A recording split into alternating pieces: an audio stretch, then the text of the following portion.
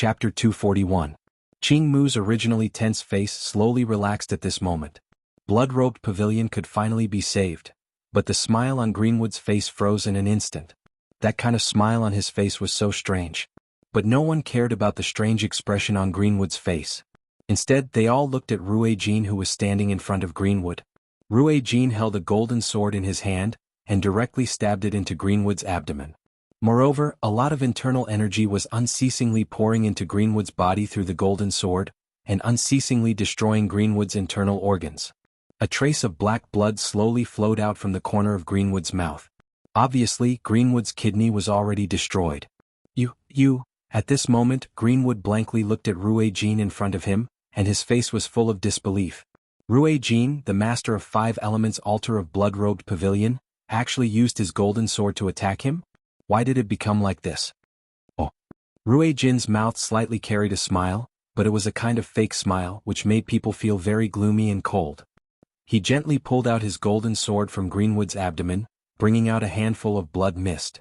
Aren't you usually very astute and always had that kind of see-through-everything expression on your face? How come now you have this kind of appearance? Rue Jean gently put his left hand on his fist holding the golden sword, then said to Sasori with a smile. I've troubled you to put on a show with me. White Tiger's injury is indeed my mistake, but the overall situation can't be changed. Blood-robed Pavilion is destined to be swallowed up by Akatsuki organization. Greenwood's eyes slightly opened. Just a moment ago Rue Jean was imprisoned in the arm cage by Sasori. Was it actually an act? Rue Jean, you bastard. Why did you do such a thing? Seeing the situation here, Ho-Tu didn't care about the various clay figurines that Dead-Ale shot at him. Letting the explosive clay hit his body, thick earth continued to run towards Greenwood. Ho-Tu, who was originally steady and dull, looked at Rue Jean very angrily. Humph, shouldn't you be the clearest about why I'm doing this? I, Rue Jean, have made outstanding contributions to the Blood-Robe Pavilion. Even Qi Yan's contributions to the Blood-Robe Pavilion are not as great as mine. Among the 5 altar lords I am the strongest. However, the Blood Garment Pavilion's master is not me. Previously, each and every one of you used the so-called dragonization test to brush off others and yourselves, and were satisfied with a mere altar master position. However, all of us know in our hearts that without the heavenly tribulation sword, is it really possible to pass the dragonization path? But now, a brat who came out of nowhere with a heavenly tribulation sword had passed through the path of dragon transformation that you all respected the most. Did you all take him as your leader? You didn't, because you want to protect the rights in your hands. You guys are willing to be mediocre, but I, Rue Jean, am not. What I want is for the reputation of the Blood-Robe Pavilion to resound throughout the shinobi world, and let everyone know the strength of the Blood-Robe Pavilion. All of this is impossible to achieve in the hands of people like you. Since that is the case, why don't I go and make friends with another force that has the same intention to fulfill my wish? When Rue Jean said this, his face was full of pride. It was as if he wasn't the one who had betrayed the Blood-Cloth Pavilion. Instead, it was Qing Mu, Qi Yan, and the others who had betrayed the Blood-Cloth Pavilion. So, the traitor among the altar lords is you? A voice suddenly sounded in the place where the disciples of the Blood-Robe Pavilion gathered, and Rue Jean slowly looked over. The disciples of the Blood-Robed Pavilion slowly spread out, as if they wanted to reveal the person who had spoken. The person's black hair had reached his shoulders, and he was wearing a black robe with some cloud patterns embroidered with red thread on the edge of the robe. What was even more noteworthy was that this person was holding a dark longsword in his hand. Although the style of the longsword looked very ordinary, an inexplicable chill appeared in everyone's eyes. It was as if this sword would slash their throats at any time. A sense of danger appeared in everyone's heart. This person was naturally Nangongja. When Nangongja saw Rue Jean standing in front of Aoki, his heart suddenly had a sudden impulse. As if something had happened, he walked out of the Blood-Robe Pavilion's attic, and hid his aura among the disciples of the Blood-Robe Pavilion. Bai Shui, who was wearing a green dress, was also quietly standing behind Nangongja, and her eyes were tightly staring at Rue Jean, who was already standing on the side of Akatsuki, and a kind of anger was brewing in her eyes. Although she had already guessed that there must be a ruthless person among the altar lords, but now there was a person who had directly betrayed the Blood-Robe Pavilion, which was really very difficult to accept. Rue Jean did not answer Nangongja's words. Instead, his eyes were tightly staring at the Heaven's Disaster Sword in Nangongja's hand. Nangongja naturally noticed Rue Jean's gaze, and slowly raised the Heaven's Disaster Sword in his hand. The corners of Nangong's mouth curled into a smile. A kind of understanding quietly appeared in Nangong's heart. He never thought that the answer to the matter that he had always been puzzled about would be so obvious. Was it you who ordered Qi Yan to destroy the village where I grew up? It was for this heaven's disaster sword. Rui Jin's words before had already clearly stated his thoughts about the heaven's disaster sword. Rui Jin wanted to become the head of the Blood Robe Pavilion, and was wholeheartedly ambitious, and was even willing to directly betray the Blood Robe Pavilion. Wasn't such a person the most likely person in the Blood Robe Pavilion who ordered others to slaughter the village where Nangongja grew up? Rui Jin had previously said that Qi Yan's contribution was not as big as his, and that Qi Yan was a relatively crude person, and was easily used by people who were stronger than him. Nangongja never thought that the truth was so obvious. Rui Jin. Rui Jin. Rui Jin. It was this person who had completely destroyed his stable life. He had no choice but to step into such a cruel world of life and death, and had no choice but to fight with others to save his own life. Everything was Rui Jin's plan. Chapter 242. At this moment, an uncontrollable anger was accumulating in Nangong's chest. There was no way to get it out of his chest. It was as if a huge rock was pressing down on his chest, making him feel very depressed. Nangongja had always been a rational person, and he could control his emotions well. Nangongja knew from the beginning that he was hiding in the Blood Cloak Pavilion. There was a high chance that he would find out who ordered the extermination of the people in the village where he used to live. However, when the truth was placed in front of him, he still couldn't control his emotions. This was normal. The so-called emotions were like a vast ocean, filled with all kinds of positive and negative feelings. Under normal circumstances, it was always in a calm state. However, when something beyond a certain limit appeared, it would be like an underwater earthquake in the depths of the ocean, and huge waves would be set off in an instant. The dam built by his own rationality was not even worth mentioning in the face of such power. Rui Jin, Nangongja's eyes were a little red. Although his tone sounded so calm, everyone could clearly feel the killing intent in Nangongja's heart. Qi Yan, the only one who knew a little bit of the inside story, was now unconscious. Only Qing Mu and Ho Tu were left looking at Nangongja in confusion. Village? Qing Mu and Ho Tu didn't understand what Nangongja said, but Rui Jin understood clearly. Sure enough, you're not from Nangong's family? Instead, you're from that village. Qi Yan really didn't know how to act. He actually let someone like you save his life. As expected, the heavenly Tao has changed. The heavenly tribulation sword that I've been longing for has fallen into the hands of my victim. Although Rui Jin kept saying that Nangongja was his victim, there was no trace of regret on his face. On the contrary, he seemed to find it very interesting, looking at Nangongja with interest. I say, shouldn't you be thanking me? If I didn't let people kill all the people in the village where you lived, how could you get the inheritance of Nangong's family? How could you become a famous Yama in the ninja world with the tribulation sword in your hand? If it weren't for me, maybe you wouldn't know that place and live a poor life. Sasori and Deidara stood next to Rui Jin, although they didn't know the cause and effect of the matter.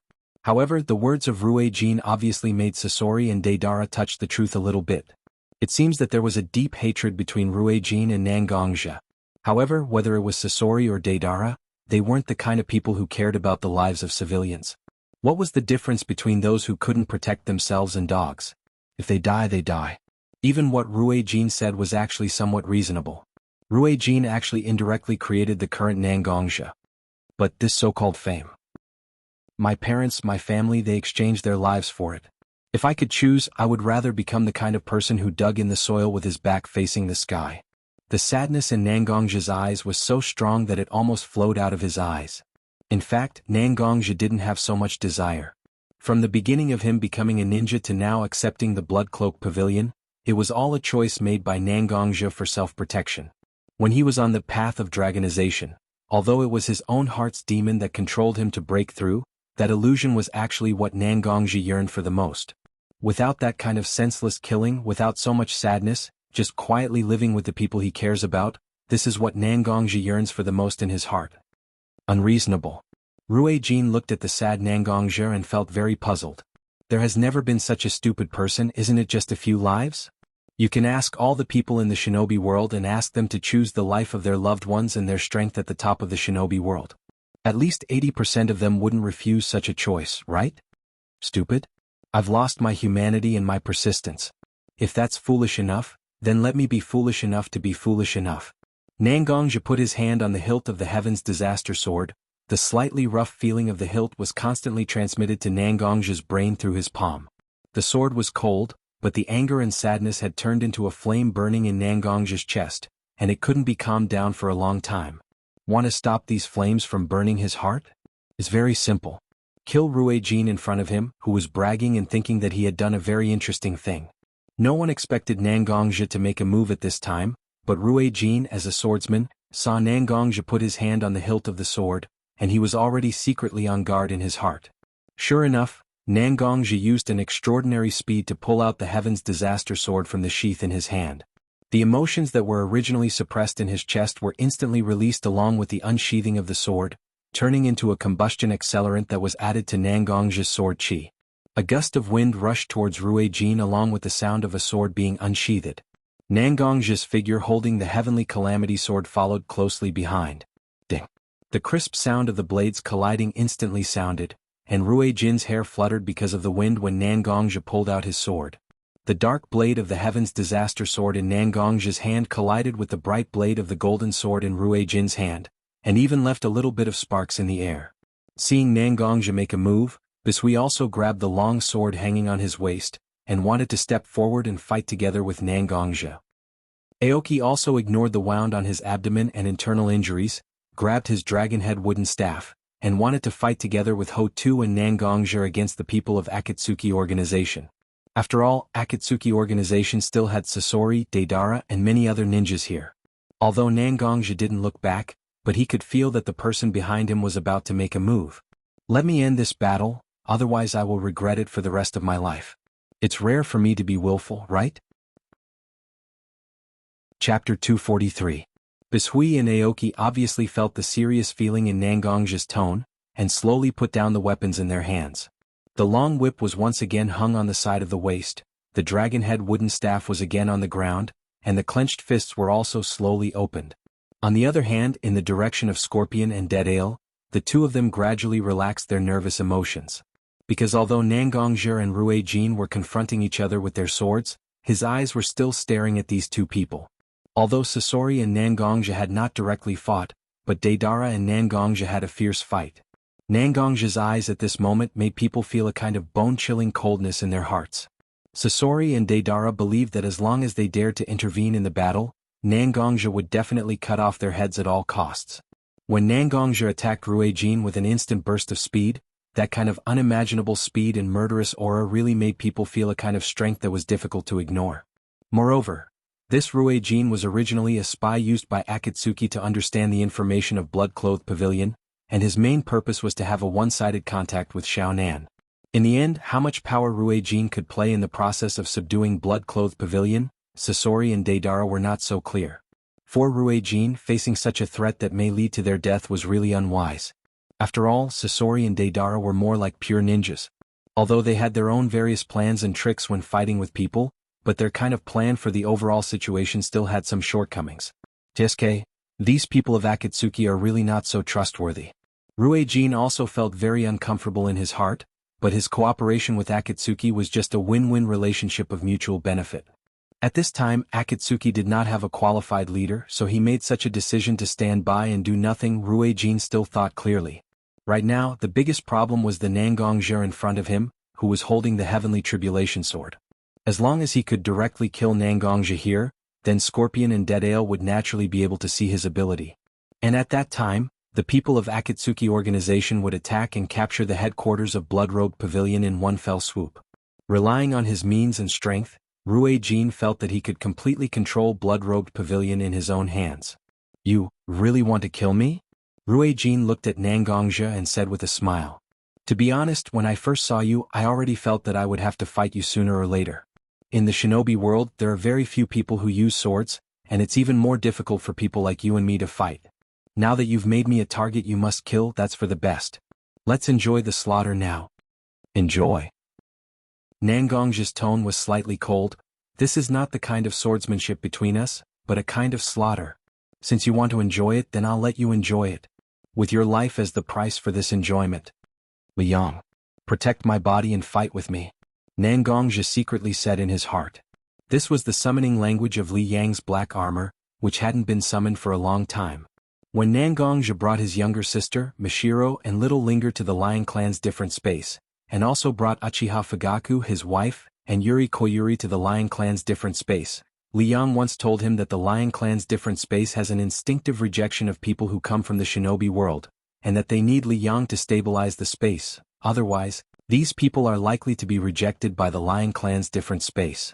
This was also the reason why Nangongja didn't summon Liang to become the black armor that he usually wore, even though he would occasionally engage in battle with others, and even when the battle wasn't going his way, Nangongja didn't summon Liang to become the black armor that he always wore.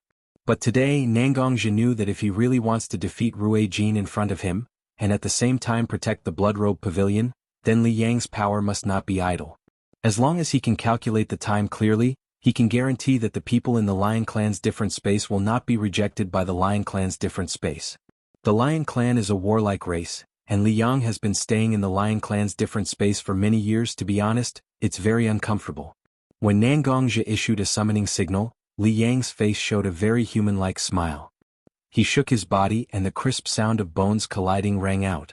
With a step, he stepped into a spatial tunnel. At this moment, several space cracks appeared behind Nangongja in the shinobi world. From time to time, black light particles drilled out of them and fell on Nangongja's body. Gauntlets, breastplates, helmet. Pieces of armor appeared on Nangongja's body, and black lightning jumped in the armor on Nangongja's body. The black armor, which has not seen the light of day for a long time, once again appeared in the shinobi world. Liang, I've really wronged you over the years. But today we can finally fight side by side again. This time, let's fight to our heart's content again. Nangongja said slowly to the black armor on his body. Although his heart was full of murderous intent, Nangongja could still clearly feel the unconcealable joy from Liang. Of course, Nangong boy, we don't have anything else to do today. We just came here to fight to our heart's content. Your enemy is my enemy. Liang's rough voice sounded in Nangongja's mind. Obviously, Liang also knew what he was fighting for. Although fighting was a personal matter, when there were people who understood and supported you, it was hard to avoid feeling a kind of comfort. Sharp metal. I'll let you see the strength of the two of us. The Yama of the shinobi world is not just Nangongja. As Nangongja's voice sounded, the lightning on the black armor began to slowly spread to the Heaven's Tribulation sword in Nangongja's hand. At the same time, Nangongja also instilled the sword energy and internal energy in his body into the Heaven's Tribulation sword as if they were free. The Heaven's Tribulation sword instantly bloomed with dazzling black light. The sword energy traveled for 3,000 miles, and a single sword light shone on 19 continents. Right now, Nangongja is the real and strongest Nangongja. Chapter 244. There were a lot of things that strangers might not take to heart, and perhaps the people close to you might not take to heart, but your enemies would remember these things very clearly. The black armor that had fought with Nangongja in the past, and was engraved with many scars, may not have appeared in front of people in these past few years, but Rue Jin had never forgotten about this thing that could make Nangongja's strength soar.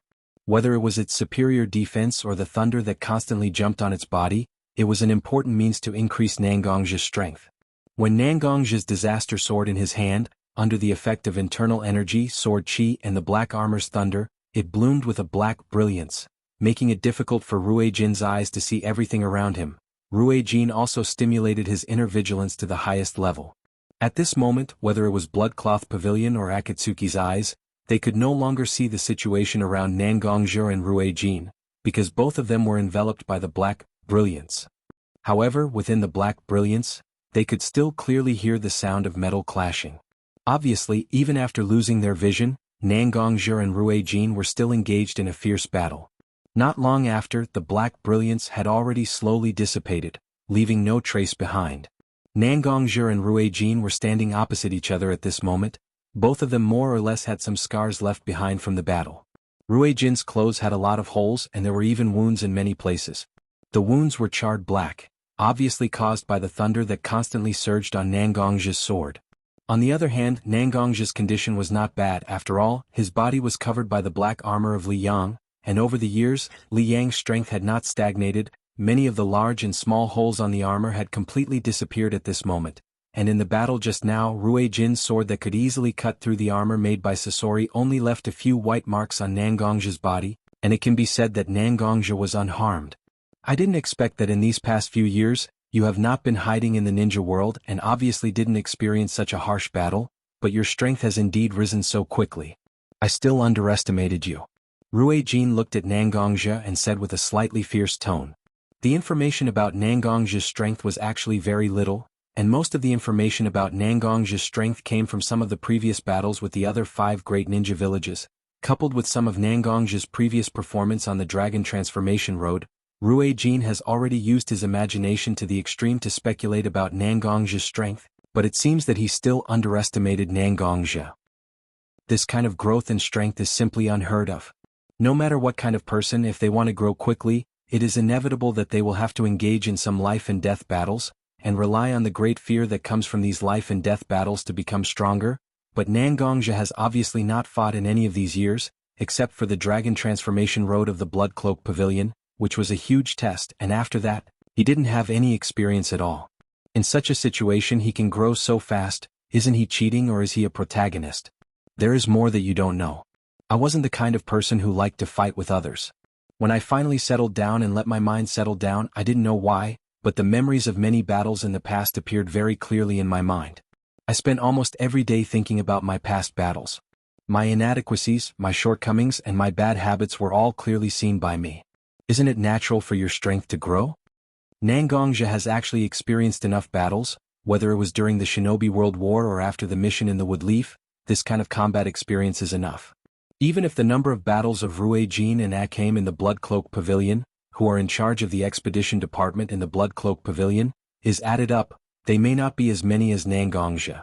When Nangongzhe was idle, a lot of memories involuntarily emerged, and Nangongzhe has been thinking about how to improve his swordsmanship. Swordsmanship, for Nangongzhe, is a kind of passion, even if Nangongzhe doesn't like to fight, but this kind of thinking makes Nangongzhe feel very interesting. Isn't it more important to understand what you have than to get more things that you haven't digested yet? Rui Jin, if you admit the crimes you have committed, I will give you a quick death. After all, you have also contributed a lot to the Blood Cloak Pavilion. As the head of the Blood Cloak Pavilion, I can't ignore the blood and sweat you have contributed to the Blood Cloak Pavilion because of my own feelings. Nangongzhe's ultimate goal is to take the Blood Cloak Pavilion into his own hands and make the Blood Cloak Pavilion become a real force in his hands. Some of the necessary pretenses are actually necessary now, at least to let the people of the Blood Cloak Pavilion see Nangongzhe's attitude towards the disciples of the Blood Cloak Pavilion. Think about it, because of Rui Jin's contribution to the Blood Cloak Pavilion, the head of the Blood Cloak Pavilion is willing to give a quick death to the enemy who killed the place where he lives. Naturally, he will be more lenient to the ordinary disciples of the Blood Cloak Pavilion. At the same time, if a person like Rui Jin can be killed by the head of the Blood Cloak Pavilion, the disciples of the Blood Cloak Pavilion can see Nangongzhe's ruthless means. His words have 2 effects at the same time. It is really killing 2 birds with 1 stone, isn't it? The meaning of Nangongzhe's words, whether it is Rui Jin on the opposite side, or Qing Mu and Ho Tu standing behind Nangongzhe, they are all people who have been in high positions for a long time. As for Bai Shui? At this moment there is a smile on Bai Shui's face. When Nangongzhe exploded, Bai Shui was really worried that Nangongzhe would do something impulsive. But now that Nangongzhe can say such words, it is obvious that he has calmed down. Leaders are often like this. When you become the leader of a group of people, you actually take out a part of yourself and replace it with the thoughts of your subordinates. One's words and actions would always be interpreted differently by many people. A qualified leader had to think of all the guesses that could be caused by one's words and actions, and then guide everyone's guesses to the path of one's own desire. Judging from Nangongzhe's actions, it was obvious that he had obtained 3 of them. Chapter 245. Although such a shallow method of subduing people's hearts is extremely easy to see through, its function is not as simple as its operation. Everyone knows that if you want to leave a good impression, you have to show your kind and amiable side. But what if you need to show your kind and amiable side to someone who has a deep hatred for you? It's easy to know but hard to do. Many times this is the case. I did misjudge you, but I won't just give up like this. The path I choose must be the most suitable path for the Blood Cloak Pavilion. In the Shinobi world, the Blood Cloak Pavilion is the biggest anomaly. When most people's power comes from chakra, there is a group of people who have a cultivation system that is not inferior to chakra. There is a good saying, if you are not my kind, your heart will be different. Aren't people like us the so-called anomaly? If we can always hide in the mountains and not reveal our traces, Those people in the shinobi world may not feel that we are a threat. But now we have to go out of such a deep mountain. This is what our disciples want. As long as it is what the people want, there is almost no way to stop it. Even if we, the Altar Lord, rely on our power to temporarily calm everyone's restless heart, we will eventually come down from such a position. When the time comes, we will still have to face such a situation of being suspected by most of the forces in the shinobi world. In this case, why don't we take the initiative to integrate into a force in the shinobi world? The water of the 5 great shinobi villages is too deep. If we go in, we will become nothing but ashes. And the daimyo of various countries and some slightly smaller shinobi villages don't have the courage to accept us. Isn't the Akatsuki organization the best choice? If we join it, we will become a large part of its strength and even become half of its power. Why don't we choose such a path? But many of you are like this, pretending to be deaf and mute, only caring about living a good life and not making any trouble during your tenure. Just like that, I became an ostrich burying its head in the sand. I'm showing you a path. Moreover, this Nangongzhe is from the Woodleaf sect. Who knows if he has any ulterior motives with the Woodleaf sect? Maybe he wants to crush the Blood Cloak Pavilion and merge it with the Woodleaf sect to strengthen the Woodleaf sect. In fact, Ruijin already understood that if he really wanted to defeat Nangongzhe, it would be very difficult to achieve his wish. Before Nangongzhe put on the black armor, he and Nangongzhe were evenly matched. However, now that Nangongzhe had put on the black armor, it was as if he was a cheater. Ruijin already understood what Nangongzhe said just now. In fact, Nangongzhe wanted to take the Blood Cloak Pavilion into his own hands. In this case, wouldn't the people of Blood Cloak Pavilion be his biggest help? Even if he might die under the sword of Nangongzhe, he could also put a big nail in the Blood Cloak Pavilion's rule for Nangongzhe. Ruijin hoped to become the actual leader of Blood Cloak Pavilion, and he hoped to have great power. But now that he revealed his identity, the people of Akatsuki organization hesitated. It was like putting Ruijin directly on the fire to roast. Xiaonan, the only one who knew the specific plan of Akatsuki organization, had already fallen into a coma. Another person who might know the plan was missing at the moment. Scorpion and Deadale just wanted to get out of this matter.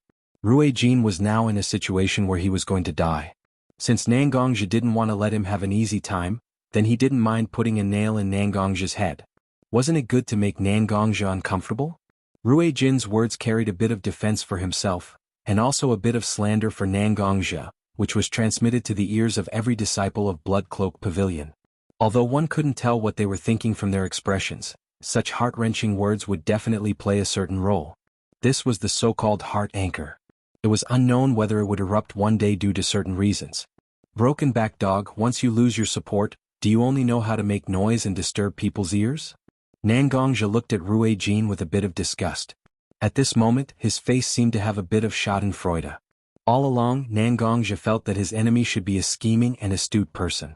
After all, his ruthless and merciless behavior of treating human life as grass was indeed not something a person without intelligence would do. He used Qiyan as a knife in his hand to achieve his goal, and quietly contacted the people of Akatsuki organization as his foreign aid to help him seize the power of Blood Cloak Pavilion. But now Ruijin was not as wise as he had imagined. On the contrary, he was playing such petty tricks which made people feel very contemptuous. But thinking carefully, Nangongzhe felt that the treacherous and short-sighted Ruijin in front of him was more like the mastermind behind the scenes. Why did he want to kill Nangong family's grandfather and grandson? Because he was greedy for the power of Blood Cloak Pavilion represented by Heavenly Tribulation Sword. Why did he order Qiyan to carry out such a pursuit? Because he didn't want his resume to be tainted by the slightest blemish. Why did he want to join hands with Akatsuki organization? Because his own strength and means were not enough. Such a person, once he lost his disguise, lost the possibility of ordering others, lost the support of the forces he relied on. In the end, it was possible for him to become like a broken-back dog, wasn't it? Even if Nangongzhe had now cursed Ruijin, but Ruijin still did not dare to use the sword in his hand to fight a life-and-death battle with Nangongzhe. He wanted to let Nangongzhe experience his spirit as a man, as a swordsman. Instead, he looked at Nangongzhe with a ferocious face, just like a dog baring its teeth. Whether it was Aoki by Shuei Hotu or even Sasori and Deidara of Akatsuki organization, looking at the current appearance of Ruijin, they couldn't help but have a feeling of disgust in their hearts. Such a person was actually the Altar Lord of Blood Cloak Pavilion who used to be on the same level as them? Such a person was actually a partner of their organization? As Nangongja said, Rui Jin was actually more like a broken-back dog at this moment. Especially in the ninja world, where individual strength was worshipped and heroism was full of admiration, Rui Jin was simply the most despicable kind of person. Chapter 246. I have to say, I originally regarded you as a great enemy in my life. But now you're really just a barking dog with a broken spine. Since that's the case, it's better not to make everyone feel uncomfortable here. The disgust in Nangongja's eyes became more and more intense. This was the person he regarded as his enemy? It was really disappointing and he couldn't bear to look at him. Sword chi slowly accumulated on the sword in Nangongja's hand. Strands of sword chi were born from the sword, and gradually, a dragon formed from sword chi appeared in front of Nangongja. It wasn't as huge as the dragon that Nangongja condensed when he fought against Nine Tails, Danzo, and Dead Ale. Instead it looked much smaller. The entire dragon was actually only 7 to 8 meters long, and its width was also very narrow, about 40 to 50 centimeters. However, this sword energy dragon was even more solid. Under the illumination of the sun, it reflected its own luster, as if it was a dragon carved out of glass. Endless sword chi condensed within the dragon, not showing off its sharpness at all. In fact, if it were not for the fact that one could clearly see the figure of the sword chi dragon, one might not even know that there was such a majestic dragon here. Nangongja slowly shook his head as if looking at Rui Jin with some pity. His family, the place he grew up in, were all destroyed by the hands of such a person. Although Nangongja never said it, it was indeed a knot in Nangongja's heart. Now that he had finally reached a moment of understanding, Nangongja couldn't help but feel a little relieved. Go. He pointed the Heaven's Disaster Sword in his hand towards Rui Jin, and the sword chi dragon instantly seemed to have found its target. A sound that sounded like the clashing of swords or the roar of a dragon instantly rang out. Nangongja's murderous aura and hostility instantly surrounded Rui Jin's body. Rui Jin's surroundings seemed to be filled with cement, sticky and difficult to move. Rui Jin's face was a little proud, because he actually secretly tricked Nangongja, which made Rui Jin feel that it was very worthwhile. But the sword chi dragon kept rushing towards him. Originally, because of the distance, he couldn't see the sword chi dragon so clearly at this moment. A unique cold feeling of sword chi seemed to have reached the tip of Rui Jin's nose. His pupils began to dilate, and a kind of extreme panic appeared in his eyes. There was no one who wasn't afraid of death. Even if some people seemed to take death lightly when death really came to them, there was no one who wouldn't be afraid. At this moment, Rui Jin was like this. Rui Jin wanted to open his mouth and accuse Akatsuki organization of not following the rules and not helping him. Rui Jin wanted to open his mouth and question everyone in Bloodcloth Pavilion. He obviously stood on the opposite side of Bloodcloth Pavilion for the sake of Bloodcloth Pavilion, so why didn't they agree with him? Rui Jin wanted to open his mouth and insult Nangongja. He wanted to insult him for being pretentious. He wanted to insult Nangongja for snatching his lifelong goal of becoming the head of the Blood Garment Pavilion so easily. But in the end, Rui Jin didn't have anything to say. Rui Jin only hoped that he could open his mouth and beg for mercy.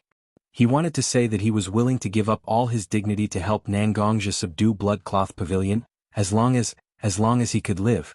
Rui Jin wanted to say all the words, but he didn't say them. Sword Chi Dragon slowly coiled around Rui Jin's body.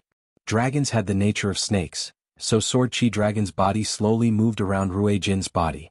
The sharpness of Sword Chi unceasingly cut the flesh of Rui Jin's body, and a trace of blood unceasingly flowed out from Rui Jin's body, but not a trace of blood leaked out. Instead, all the blood accumulated in the body of Sword Chi Dragon.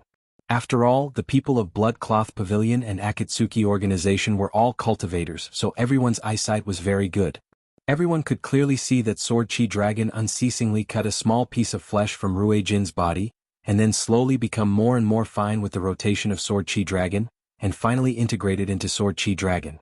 Just like a glass of water being continuously dripped with red ink, Sword Chi Dragon also gradually changed into a kind of red color unique to human blood. This is Nangongja's way of dealing with his enemies? This kind of method is close to death by 1,000 cuts. Nangongja himself was wearing a very heavy-looking armor, and his eyes drifted over everyone's body. Killing people with just a nod of the head, but this kind of killing method really made everyone feel a chill in their heart. So, this is Yama?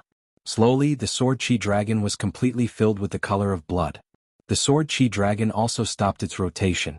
Everyone thought that this matter was finally over, but behind Nangongja's back, a shadow appeared. This shadow had green eyes and fangs, but its body was wearing a big red robe. If this kind of funny appearance was dressed up by other people, people would definitely think that this person was a lunatic. But this shadow was so majestic that no one dared to have the slightest bit of blasphemy. This was the shadow of Yama that Nangongja condensed in the past. Now, Yama was becoming more and more solid, more and more majestic. This kind of shadow also gave Nangongja some special abilities, such as extracting a person's soul. Everyone could see that the shadow behind Nangongja put its hand above the sword Chi dragon, and a somewhat blurry but vaguely visible figure of Rue Jin slowly floated towards Yama's hand at this moment. The shadow looked very transparent, and its face looked very tired, but when the shadow realized that it was being absorbed by such a hand, the obvious panic seemed to make everyone empathize with it. But the shadow couldn't resist. Thus, he could only allow himself to be sucked into the palm of the King Yenlua's projection with endless panic. Then Yama's shadow was already standing behind Nangongja, but the palm that was stretched out towards Rue Jin's soul was now open, and there seemed to be a yellow and red flame burning in the middle, and Rue Jin's soul was constantly being burned in it. Chapter 247. Rue Jin would forever sink into the palm of Nangongja's Yama shadow, unable to break free and suffering eternal calamity. This was Nangongja's end to his past. Such an ending should be enough to appease the inner resentment of those innocent lives, right? Nangongja gently swung the Heaven's Disaster Sword in his hand. The Dark Heaven's Disaster Sword jumped freely like an elf on Nangongja's fingertips, and finally returned to the scabbard with a clear cry like a tired bird returning home. The sound of the sword hilt and scabbard coming into contact was crisp and pleasant, and the whole battlefield seemed to echo with such a sound. At the same time when the sound of scabbard and sword hilt intersecting was heard, the glass-like sword Chi dragon condensed by Nangongja's sword Chi completely stopped moving. Cracks gradually spread on the sword Chi dragon. Obviously, Nangongja had released his control over the sword Chi dragon. Although sword Chi had a certain ability to maintain its stability, once it lost its owner's control, it would naturally dissipate. The current sword Chi dragon was the same. Like a piece of glass, it slowly shattered, pieces of blood-colored glass continued to fall to the ground. The sunlight passed through the pieces of glass, turning into a seven-colored light under the decomposition of the glass. At the same time, a strong bloody smell continued to spread from the place where the sword Chi dragon collapsed. Gradually, the sword Chi dragon had completely collapsed, revealing a skeleton with a golden luster. It maintained a struggling posture in front of everyone. The sunlight shone on the skeleton, and the seven-colored light continued to emerge from the bottom of the skeleton. All this should have been very bloody, but at this moment, there was an indescribable beauty produced in such a place. Scorpion and Deadale, who were most attracted to the concept of art, were also stunned. Scorpion's art was eternal art. Immortality was the most appropriate summary of Scorpion's art. Deadale's art was an instantaneous explosion. The kind of art that compressed all emotions in life, and then burst out in one breath was what Deadale thought of as art. But no matter what opinions these two people had about their art, there was an indescribable feeling of inferiority in their hearts at this moment. This was because their art was born to better kill people, and they had crowned killing with the name of art. But real art needed the most fundamental criterion, that was beauty. Art was an existence that gave people a kind of beauty. If an art itself didn't have the most basic factor of beauty, then how could it be called art? At this moment, what Nangongja showed was a kind of beauty created through life. Whether it was Scorpion or Deadale, they asked themselves and felt that their art was indeed a bit one-sided and overly self-centered. If they didn't believe it, just look at the eyes of those people of Bloodcloth Pavilion and Akatsuki Organization. Rue Jin, as the altar master of Bloodcloth Pavilion and a collaborator of Akatsuki Organization, used such a miserable way to bid farewell to the world. Although people's eyes inevitably had fear of Nangongja, they still couldn't let their eyes leave the direction of Rue Jin's skeleton, because such a scene was a kind of beauty that no one had ever seen before. Nangongja turned his eyes to Scorpion and Deadale. Now the internal problems of Bloodcloth Pavilion had come to an end, but as the enemy of Bloodcloth Pavilion, Fangshao Organization was still eyeing covetously from the side. The reason why Nangongja was willing to take the risk to summon Li Yang and solve the problem of Rue Jin as soon as possible, was that he was worried that Akatsuki Organization would attack Bloodcloth Pavilion regardless of all the previous agreements after the battle. After all, Nangongja's participation in the battle was actually a violation of the rules that had been set at the beginning. At this time, if Akatsuki Organization wanted to intervene, there was really no way to stop them. After all, the reason was not on their side, wasn't it? Therefore, Nangongji used such a method to deal with Rue Jin, because he wanted to use such a method to let Akatsuki organization understand that if they really fought with Nangongji, they wouldn't have much advantage. Even if he won in the end, Akatsuki organization would suffer huge losses. After all, after Nangongji defeated Rue Jin, he obviously didn't even take a breath. After a while, if the battle really started, not to mention that the people of Bloodcloth Pavilion had already fallen into a desperate situation, just Nangongji alone could kill who knows how many people of Akatsuki organization. The ultimate goal of Akatsuki organization was not as simple as taking down Bloodcloth Pavilion. Who knows how long Akatsuki organization would need to recuperate to recover from such a loss. Sasori and Deidara probably knew a little bit about Akatsuki organization's ambition, so choosing to retreat at this time was also a wise move. Two guests of Akatsuki organization, our Bloodcloth Pavilion's internal farce can be considered to have come to an end. I also respect Akatsuki organization very much. From a small force of Rain Country until today, presumably Akatsuki organization still has a lot of smart people. At this time, you must have already understood that Bloodcloth Pavilion has already stabilized. Anyone who wants to tear off a piece of meat from Bloodcloth Pavilion's body is bound to be prepared for Bloodcloth Pavilion's counterattack.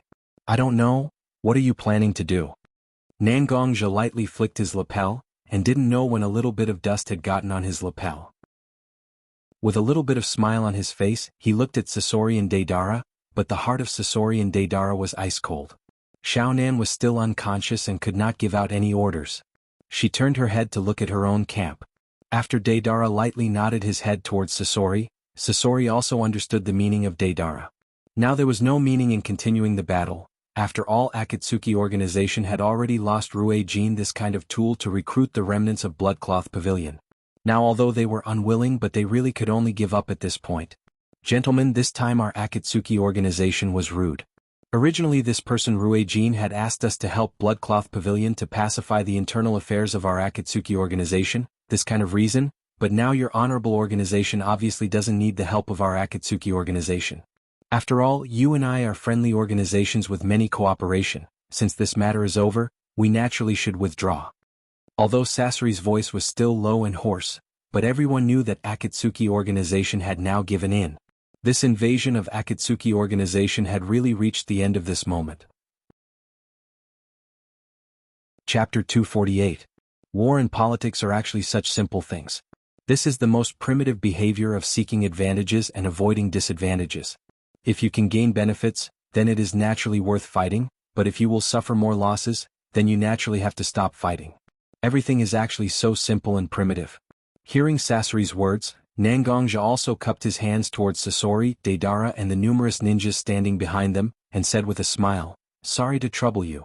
We still have a lot of things to deal with in our blood-robed pavilion. Please help yourselves." Nangongji didn't feel anything wrong with Sasori's behavior of pushing all the blame on Rue Jin. Anyway, he was already a dead person. Even if he put all the blame on Rue Jin, there was no way for Rue Jin to come back from the dead and accuse Sasori of being shameless. And throwing all the blame on Rue Jin's head was obviously the best solution in this deadlock. Both sides had a way to step down, so why not? Sorry to disturb you. Sasori turned around and walked towards the periphery of the forest. Seeing Sasori's action, Deidara and other Akatsuki members could only follow Sasori's footsteps and leave the blood-robed pavilion. The beginning of this battle was extremely fierce, but the ending became so dull, which really made everyone feel a little disappointed and depressed in their heart. When the last Akatsuki ninja disappeared from the sight of the blood-robed pavilion's disciples, the blood-robed pavilion's disciples finally put down a huge stone in their heart.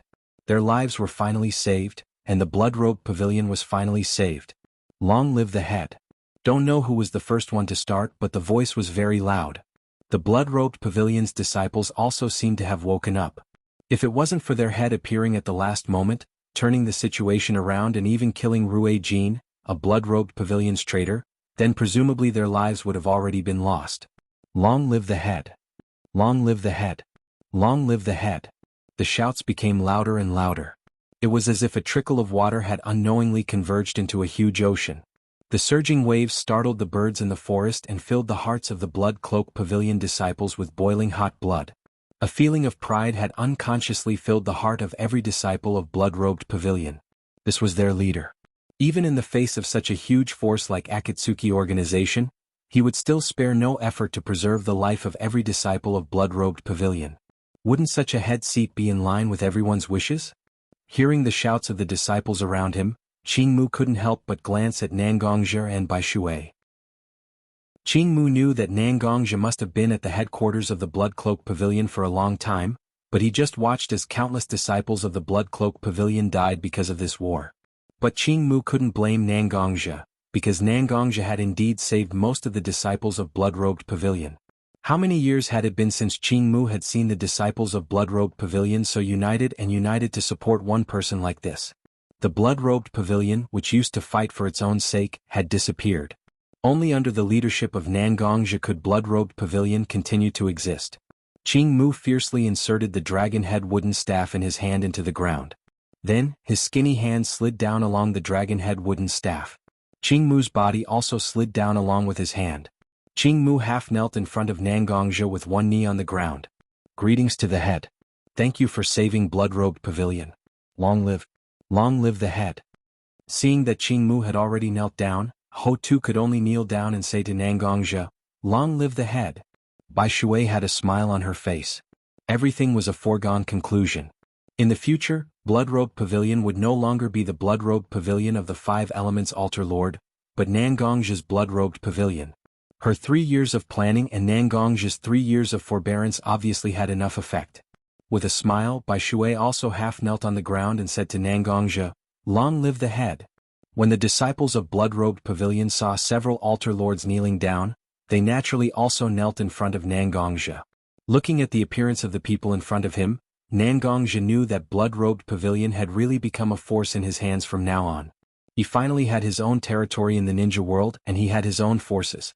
Whether it was himself, his sister, Mishiro or Little Linger, they finally had a little bit of their own paradise.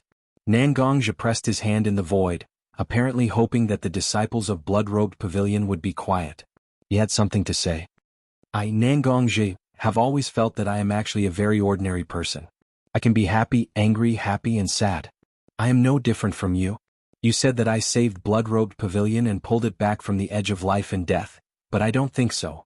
It was everyone who shed their blood for Blood-Robed Pavilion that saved Blood-Robed Pavilion. It was each and every one of you who were not afraid of sacrificing your lives to fight the enemy and save Blood-Robed Pavilion." Qingmu, Ho-Tu, Akane, and Bai Shui all have strong feelings for Blood-Robed Pavilion, so they were willing to put themselves in danger to save Blood-Robed Pavilion. "I am just an ordinary person. I can defeat 10 people, 100 people or even 1,000 people, but there will always be a time when my strength will be exhausted. I alone have no way to guard Blood-Robed Pavilion and prevent Blood-Robed Pavilion from suffering any danger from now on. Only all of you present and countless disciples of Blood-Robed Pavilion scattered in the ninja world can really save Blood-Robed Pavilion. We are all the most ordinary people in the world, but when we are together, no one will dare to underestimate us. Because we are Blood-Robed Pavilion. I am the head of Blood-Robed Pavilion. From now on, no matter who wants to attack Blood-Robed Pavilion, I will be the one standing at the forefront. This is my promise to all of you who have shed your blood for Blood-Robed Pavilion." Nangongzhe's words turned into a roar. When Nangongzhe raised the Heaven's Disaster Sword in his hand, countless disciples of Blood-Robed Pavilion had also stood up. "I don't need you to kneel down. Blood-Robed Pavilion will never surrender to anyone. You are my brothers and sisters. Why do you need a reason to fight for your loved ones?" The disciples of Blood-Robed Pavilion were excited at this moment. They shouted loudly to the sky, "The head is right. We all exist to protect our home. Long live Blood-Robed Pavilion. Long live the head. Long live Blood-Robed Pavilion. Long live the head. Long live Blood-Robed Pavilion. Long live the head. Long live Blood-Robed Pavilion." Chapter 249. Pushing open the door of the Blood-Cloth Pavilion's conference room, Nangongzhe saw Bisui, Aoki, Ho-Tu and Akame were already sitting inside. Akame had almost recovered in the past few days, but because of the battle with Conan, he suffered a lot of injuries so there were still many bandages on his body. Aoki was also a little pale because of Rue Jin's sneak attack on his abdomen. However, the mental state of these few altar masters was still very good. Ever since Akatsuki organization had attacked Blood-Robed Pavilion, the disciples of Blood-Robed Pavilion had also been practicing very diligently. Usually, in the early morning, only the disciples who were responsible for cleaning Blood-Robed Pavilion were walking around, but now many disciples had spontaneously gotten up before the sun had risen, and were practicing martial arts in the training field of Blood-Robed Pavilion. Presumably, the good mental state of the disciples of Bloodcloth Pavilion also encouraged the several altar lords of Bloodcloth Pavilion to a certain extent. Had. Seeing Nangongja came in, the 4 altar lords also stood up and saluted to Nangongja. Their attitude was very respectful, without any arrogance like when Nangongja was a mere figurehead. "You are too polite, please sit down. Bishui should have already given you the information, right?" Nangongja said and glanced at Bishui. Bishui nodded, apparently wanting to tell Nangongja that she had already given the information to other altar lords. Bloodcloth Pavilion has been in seclusion for a long time, although occasionally we receive some tasks to get some money, and at the same time rely on some of our own industries to maintain operations. But the information we can get about the big and small forces in the ninja world is actually very superficial, so a few days ago, I and Bishui carried out a certain amount of information according to the information I know and the information collected by Bishui Altar. Now, in front of you is some information about the current ninja world. I hope you can take a good look. Nangongja was very calm and said to several altar lords. Since their master had already spoken, the few altar masters naturally couldn't afford to be negligent. One by one they opened up the documents in front of them and started reading. From time to time, there would even be a few exclamations. Obviously, they were shocked by the information in front of them. Is this still the information about ninjas that I remember? Since the official establishment of the 5 great shinobi villages and the support of the country, the research in the shinobi villages has made extremely significant progress. Experiments that were originally difficult to carry out because of various resources and environmental restrictions are now in full swing in the 5 great shinobi villages. Although there doesn't seem to be people like Senju Takuma and Uchiha Madara who could shake the shinobi world, the strength of each shinobi village is actually very deep. The current strength of the 5 great shinobi villages is enough to shock people. Originally, the people of Bloodcloak Pavilion thought that the strength of Akatsuki can be said to be the best in the shinobi world. After all, whether it is Konin, Sasori, or Deidara, these people can already be said to be standing at the peak of the shinobi world, but from what Nangongja learned about the strength of Woodleaf, such a comparison is simply the difference between cloud and mud. If Woodleaf can send 1/3 of its strength to fight against Bloodcloak Pavilion will only be defeated faster than the previous attack of Akatsuki. Seeing that the few altar lords seemed to have read through the information in front of them, Nangongja sat up straighter on his seat and said to the few altar lords, "Let's go.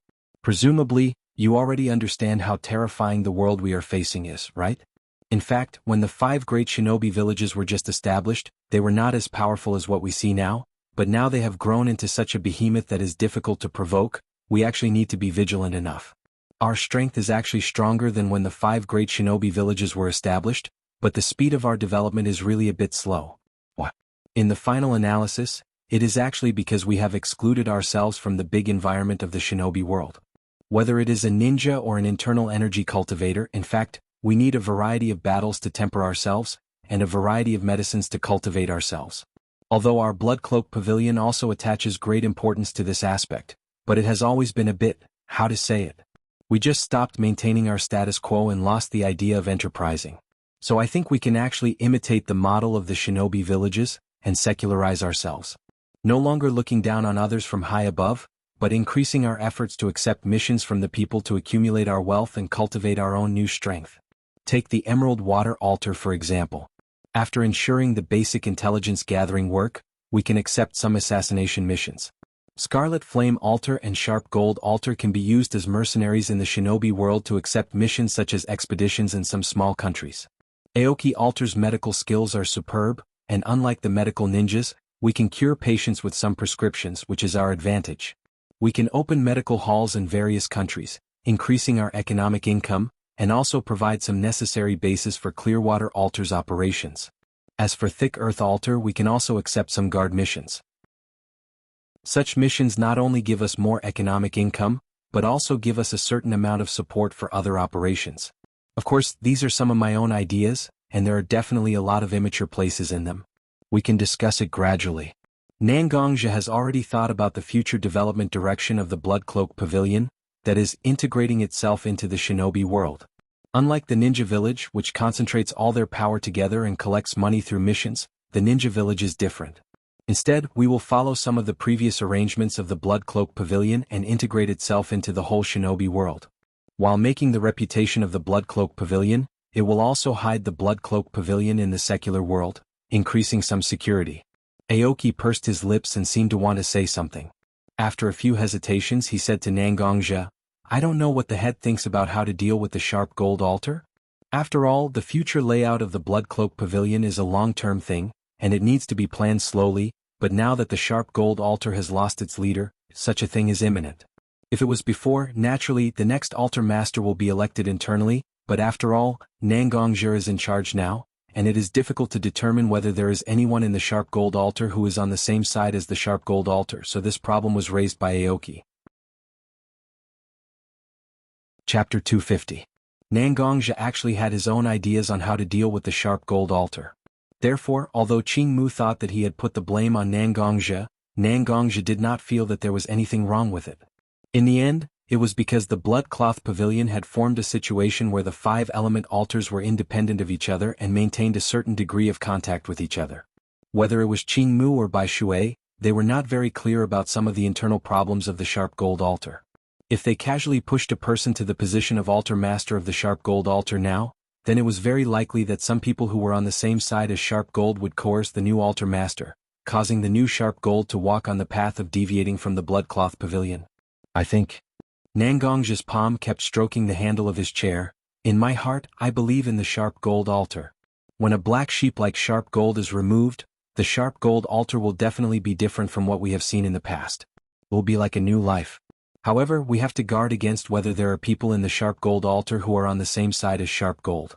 After all, the sharp gold altar is a place that sharp gold has operated for many years. Therefore, the next altar master of the sharp gold altar will be me, the Blood Cloth Pavilion's head. What do you all think?" Nangongja had actually been thinking about taking the sharp gold altar into his own hands for a long time. Although the Blood Cloth Pavilion's head was nominally the highest leader of the Blood Cloth Pavilion, he did not have any power in his own hands. This was not a good sign. If he could keep the sharp gold altar in his hands, it would undoubtedly be a way to secure his position as the head of the head seat. Sharp gold betrayed the Blood Cloth Pavilion and was killed. All the people in the sharp gold altar must be anxious. This time, the Blood Cloth Pavilion's headquarters suffered a huge loss. The people in the other 5-element altars might vent their anger on the sharp gold altar because of sharp gold's actions. Now, if Nangongja became the altar master of the sharp gold altar, no one had the right to gossip. Do you think that the sharp gold altar might betray the Blood Garment Pavilion again? The head of the Blood Cloak Pavilion was the altar master of the acute gold altar. What was the point of betraying himself? Wasn't this a good opportunity for Nangongja to absorb the power of the sharp gold altar into his own hands? Moreover, right now in the Blood Cloth Pavilion, the Emerald Water altar was originally supporting Nangongja. When Nangongja fully grasped the power of the Emerald Metal altar, and with the support of some neutral disciples of the Blood Clothing Pavilion, the Blood Clothing Pavilion became Nangongja's possession. In an organization, using some political means was the most basic behavior.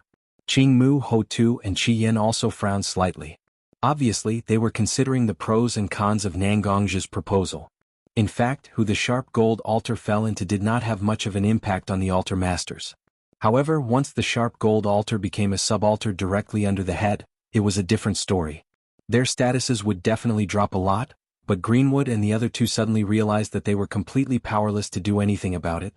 When the Blood Clothing Pavilion was about to be destroyed, Nangongja appeared and saved the headquarters of the Blood Clothing Pavilion from disaster. Nangongja's timing was too perfect. If the 3 altar masters were not in danger and the sharp gold altar had not revealed the truth of its betrayal, the Blood Clothing Pavilion would have lost a lot of disciples and no one would be able to publicize Nangongja's achievements. However, Nangongja used the right timing and his powerful strength to directly engrave his image in the hearts of every Blood Clothing Pavilion disciple present. This was a seed that would quietly take root and germinate, making everyone begin to recognize Nangongja's superior position in the Blood Clothing Pavilion. We think that the head's proposal is extremely appropriate. After this incident, the sharp gold altar was simply roasted on the fire.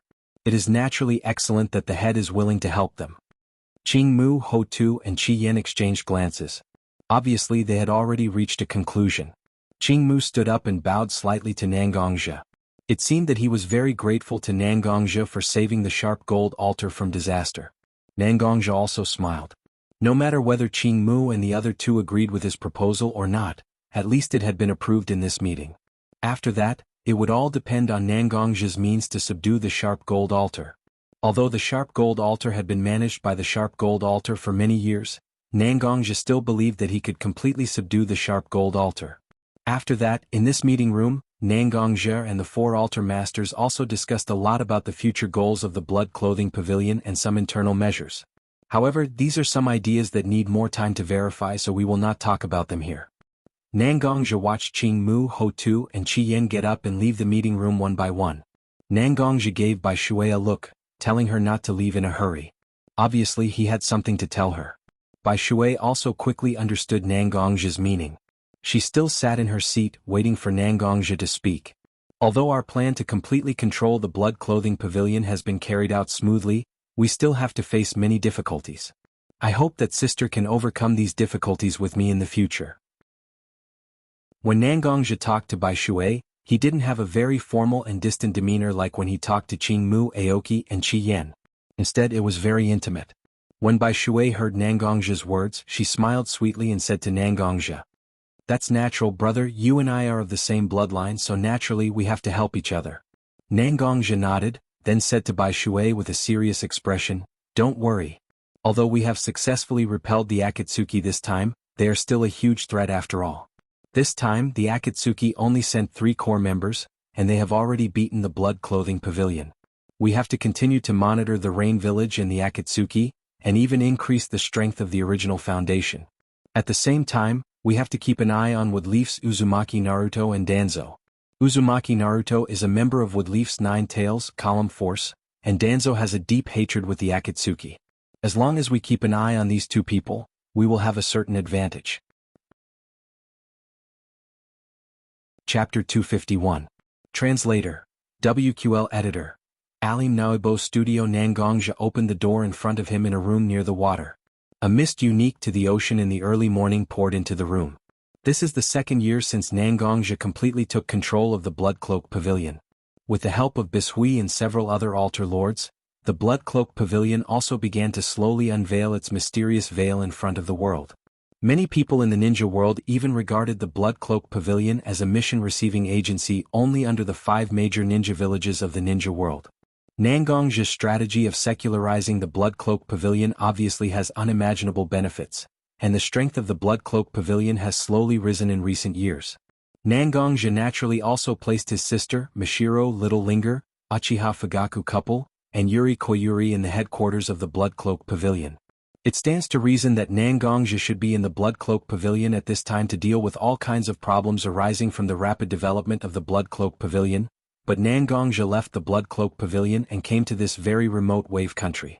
Now the place where Nangongzhe is staying is one of the many medical centers opened by the Aoki Temple of the Blood Cloak Pavilion in the wave country. The reason why Nangongzhe came here is naturally because Naruto has become an official ninja not long ago, and he formed a team with Sasuke and Sakura. It really makes people feel like God is playing with them. What's more coincidental is that Hatake Kakashi is the Jonin guiding the 3 of them. It must be Watergate's arrangement, right? Nangongzhe was actually preparing to go directly to the Woodleaf. In the information received by Nangongzhe, he found that the original member of the Akatsuki, Orochimaru, seemed to have some changes. The Odo Geikure established by Orochimaru in the Land of Rice seems to be very unusual during this period of time. Nangongzhe attaches great importance to all the information about the Akatsuki. Although everyone said that Orochimaru defected from the Akatsuki, defecting doesn't make him an enemy, right? With Orochimaru's strength and his almost crazy dedication to research, Nangongzhe felt that Orochimaru must have a certain connection with the Akatsuki. Even in the Odo Geikure village created by Orochimaru, the spies of the Blood Cloak Pavilion found many members of the Akatsuki. So, Nangongzhe came to the Land of Woods ninja to meet with several Woodleaf ninja who had a close relationship with him. Of the ninja, of the ninja world, of the world to the ninja world, to the An of the village. Of the village of the three ninja days of the ninja days of the ninja of the ninja, to the of the village of the village of. Of the of ninjto the of the village of ninja of the of the of the of. Nangong San. Nangongja casually strolled on the streets of the land of wave. Suddenly, a ragged man who looked like he didn't have a good life saluted Nangongja and said, "Hello, uncle. A few days ago you came to our Greenwood Hall to prescribe medicine. I don't know if your cold is better?"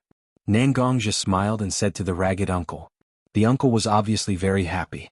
He said to Nangongja honestly, "It's much better now. It turns out that our place is very poor.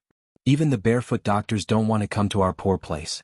Since the Greenwood Hall was built here a few years ago, they often prescribe medicine for us for free. We are really grateful to you. Nangong-san, please express our gratitude to the head of the Blood Cloak Pavilion on behalf of us poor people." Greenwood Hall was naturally the plan that Nangongja proposed at the meeting to help the Greenwood altar generate income, but later the Blood Cloak Pavilion made some slight adjustments to Greenwood Hall. The current Greenwood Hall was more like a charity organization. While acting as a medical center, Greenwood Hall would occasionally treat some poor people without asking for anything in return. In the beginning, the Blood Cloak Pavilion naturally spent a lot of money in such a charity organization, but later, the poor people who received free treatment from Greenwood Hall spontaneously promoted the Blood Cloak Pavilion behind Greenwood Hall. This was also the reason why the Blood Cloak Pavilion could quickly become famous in the ninja world. That's natural. If there is a chance, I will definitely express my gratitude to the head of the Blood Cloak Pavilion. Nangongja smiled at the uncle. The loveliest and most pitiful people in the world are always such ordinary people who are struggling to survive at the bottom of society but don't dare to violate the boundary of the law. Uncle, do you know anything about Uncle Danas? He has been in the Woodleaf for almost a month. He should be back by now. In the Wave Country, almost no one didn't know Danas. He was a stubborn old man. In the face of the economic blockade from Kato, the people of the Wave Country became more and more poor, but Danas was willing to put his life on the opposite side of Kato. With an insufficient salary, he went to the Woodleaf to find a ninja in the Woodleaf to protect him until the completion of the Wave Country Bridge. Fortunately, he met a team like Kakashi and Naruto, otherwise, Danas might have been left behind on the way back to the Wave Country. Nangongja stayed in the Woodleaf for a long time. If he met a ninja with a bad temper, no one would say anything even if he directly cut Danas into pieces. Just as the abject uncle was about to say something, a small dock in the Wave Nation became noisy. A lot of people surrounded the pier, but no one dared to step forward. The position of the pier was empty. It seems that Danas is back? Nangongja naturally understood Danas' situation. Everyone in the Wave Country supported Danas in their hearts. But no matter how much he supported Danas in his heart, he didn't dare to show it. Because as long as he confirmed the close relationship between him and Danas, it was simply putting his neck under the knife of a dictatorial businessman like Kato. Not many people will do something that endangers their life when they are forced into a desperate situation. Nangongja went to the back of the crowd and stretched out his hand to ask the people in front of him to make way for him. After the people in front of Nangongja saw Nangongja's face, they all respectfully called Mr. Nangong and made way for him. Nangongja quickly reached the innermost circle and saw the unconscious Kakashi on the boat, as well as the anxious Naruto and others. After taking a few steps forward, Nangongja came to their side. "Mr. Nangong. Uncle Nangong. To Nangong-sensei." The few of them praised Nangongja in such a manner. Chapter 252. Danas looked at the three children Naruto, Sasuke, and Sakura in surprise. Along the way, everyone had experienced a lot of things, so they had a certain degree of understanding of each other. The three children had lived in Woodleaf Village since they were young, but they actually knew a person in a clinic in their own country? Wasn't it obvious that Nangongja was from Woodleaf? Naruto, Sakura, and Sasuke were also very surprised. Since Nangongja left Woodleaf a few years ago, there was no news about Nangongja at all.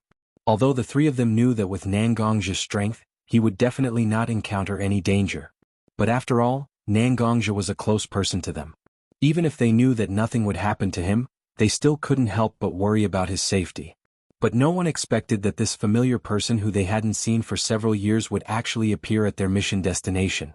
It was really a pleasant surprise. Uncle Nangong, Kakashi-sensei, fought with a fierce-looking guy without eyebrows before. In order to protect us, he fell into a coma after the battle. Uncle Nangong, can you help us save Kakashi-sensei? Naruto looked at Nangongja and suddenly remembered that when he was young, Nangongja could light up his hand with a green light once he was injured. his wound would be healed immediately. Now that he saw Nangongja, he naturally hoped that Nangongja could help him save Kakashi. When Danas heard Naruto's words, he also looked at Nangongja with a hopeful face. Although he knew that Nangongja was actually from Woodleaf, Nangongja had never shown his strength in front of him. This ninja named Kakashi defeated the powerful ninja named Momochi Zabuza. If Nangongja could save Kakashi, it would be the best thing. Naruto, Sasuke and Sakura, don't worry. I'll check on Kakashi first to see what's going on. Nangongja smiled and said to Naruto and the others. Then he took a few steps forward and walked to Kakashi, who was lying in the boat. He put his hand on Kakashi's wrist, and a strand of internal force sneaked into the meridians of Kakashi's hand. The internal force flowed along the meridians in Kakashi's body a few times, and Nangongja also opened his closed eyes. It's okay, Kakashi just consumed a little too much energy. Rest well for a period of time and then take some medicine and you will be able to recover. Nangongja said to Naruto and the others with a smile, then he waved his hand. You guys help me carry Kakashi to Aokitang. The environment there is better, and it is convenient for me to observe Kakashi's situation at any time. Hearing Nangongja's words, Naruto and Sasuke also came to Kakashi's side. Each of them grabbed one of Kakashi's arms and helped Kakashi up. Following Nangongja's footsteps, they walked to the door of Aokitang, a medical hall set up by Aokitang in the country of Wave. A strong medicinal fragrance came from the medical hall. Naruto, Sasuke and Sakura all frowned slightly. After all, the smell of Chinese medicine was not so good. Naruto looked at Nangongja with an unhappy face and said, Uncle Nangong, what is this smell? Smells so bad. Cough cough. As he spoke, Naruto actually coughed, which was really funny. This is the smell of decocting medicine. Not everyone can afford a rare number of medical ninjas. This herb is used by ordinary people to treat diseases. Woodleaf contains purified tablets and pills.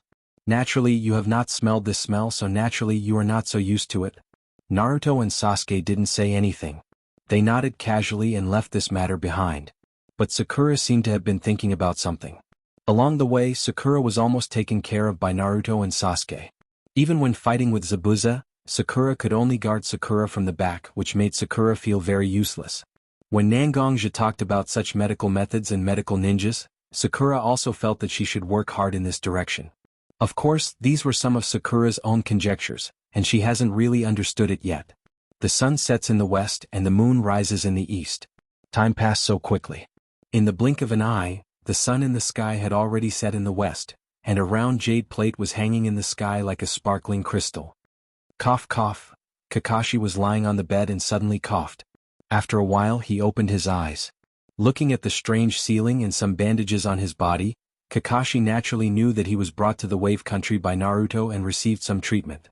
Although he was also very puzzled in his heart that there was such a standard medical center in a poor country like the Wave Country, but now that he was in a safe place, Kakashi also relaxed a little. Oh, Kakashi, have you already woken up? I thought you would sleep for a while. A slightly surprised voice sounded. Kakashi felt that it was familiar, so he tilted his head and saw a familiar figure holding a tray with a bowl of porridge on it. Nangongja? Kakashi said with some doubts.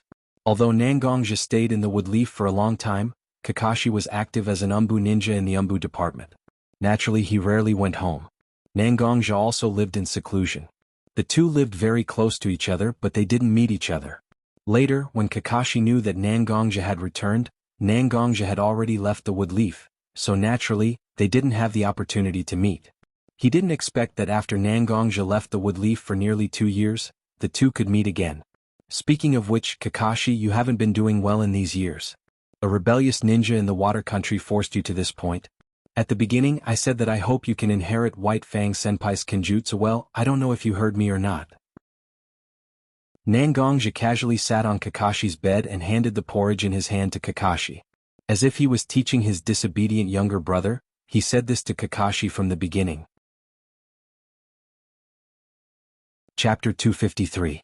After hearing Nangongja's words, Kakashi didn't feel uncomfortable in his heart. After all, compared to himself, Nangongja was more like his father's disciple. Although Nangongja didn't learn Hataki Jutsu, his father has always tried his best to guide Nangongja. Nangongja can be said to have a deep relationship with Hataki Jutsu. He and Nangongja can be regarded as brothers, so Nangongja didn't say anything about him. How could it be? I did decide to use the eye given to me by Obito to witness the changes in the world, but after talking with you before, I didn't relax my Hataki Jutsu. When I fought with Zabuza, I knew that I could defeat him without using Hataki Jutsu. I also determined that Zabuza was dead, so I deliberately fell into a coma to sharpen these children. Kakashi said with a serious face as if he wanted to prove that what he said was true. However, Nangonja stretched out his hand and pressed on Kakashi's wound. In an instant, Kakashi began to grimace, and even the porridge in his hand almost fell. Look at you. How dare you say that you've calculated everything clearly? However, Nangonja obviously didn't intend to entangle with Kakashi for too long on this issue. Instead, he asked Kakashi, "Are you sure you didn't kill him?" Of course, his throat was directly pierced by a Senbon. Then he was killed by the Umbu of the Mist. While talking, Kakashi's face also had a trace of doubt. The Umbu recovered the body of a ninja? But which Umbu would directly take away the whole body of a ninja? It seems that you have figured it out. When I and Naruto learned about the situation, I heard them say that the Umbu of the Mist took away all the body of Zabuza. I felt that there was something strange about it. It seems that this Zabuza still left himself a way out and he won't die so easily. Nangonja also looked at Kakashi and said, "This is really troublesome."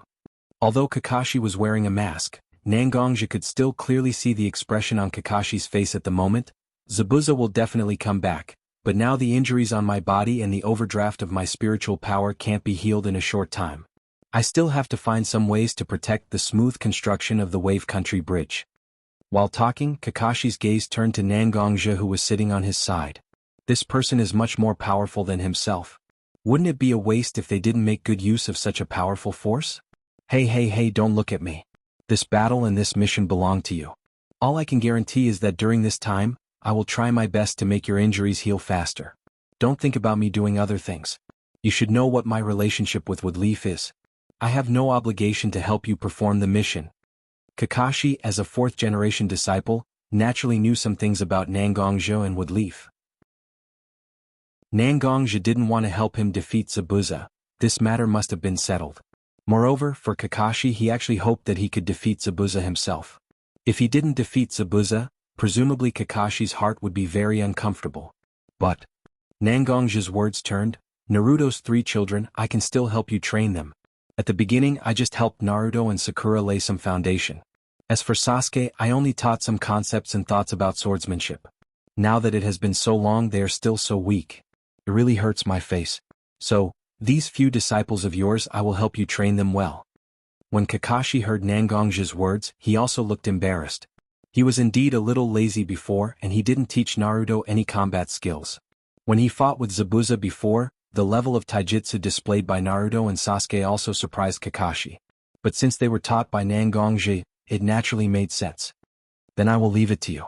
These children are actually very talented, but their hearts are not so serious. If you can help me teach them, it would be great. If Zabuza really comes later, I think he can also play some role. Okay, then you take a rest.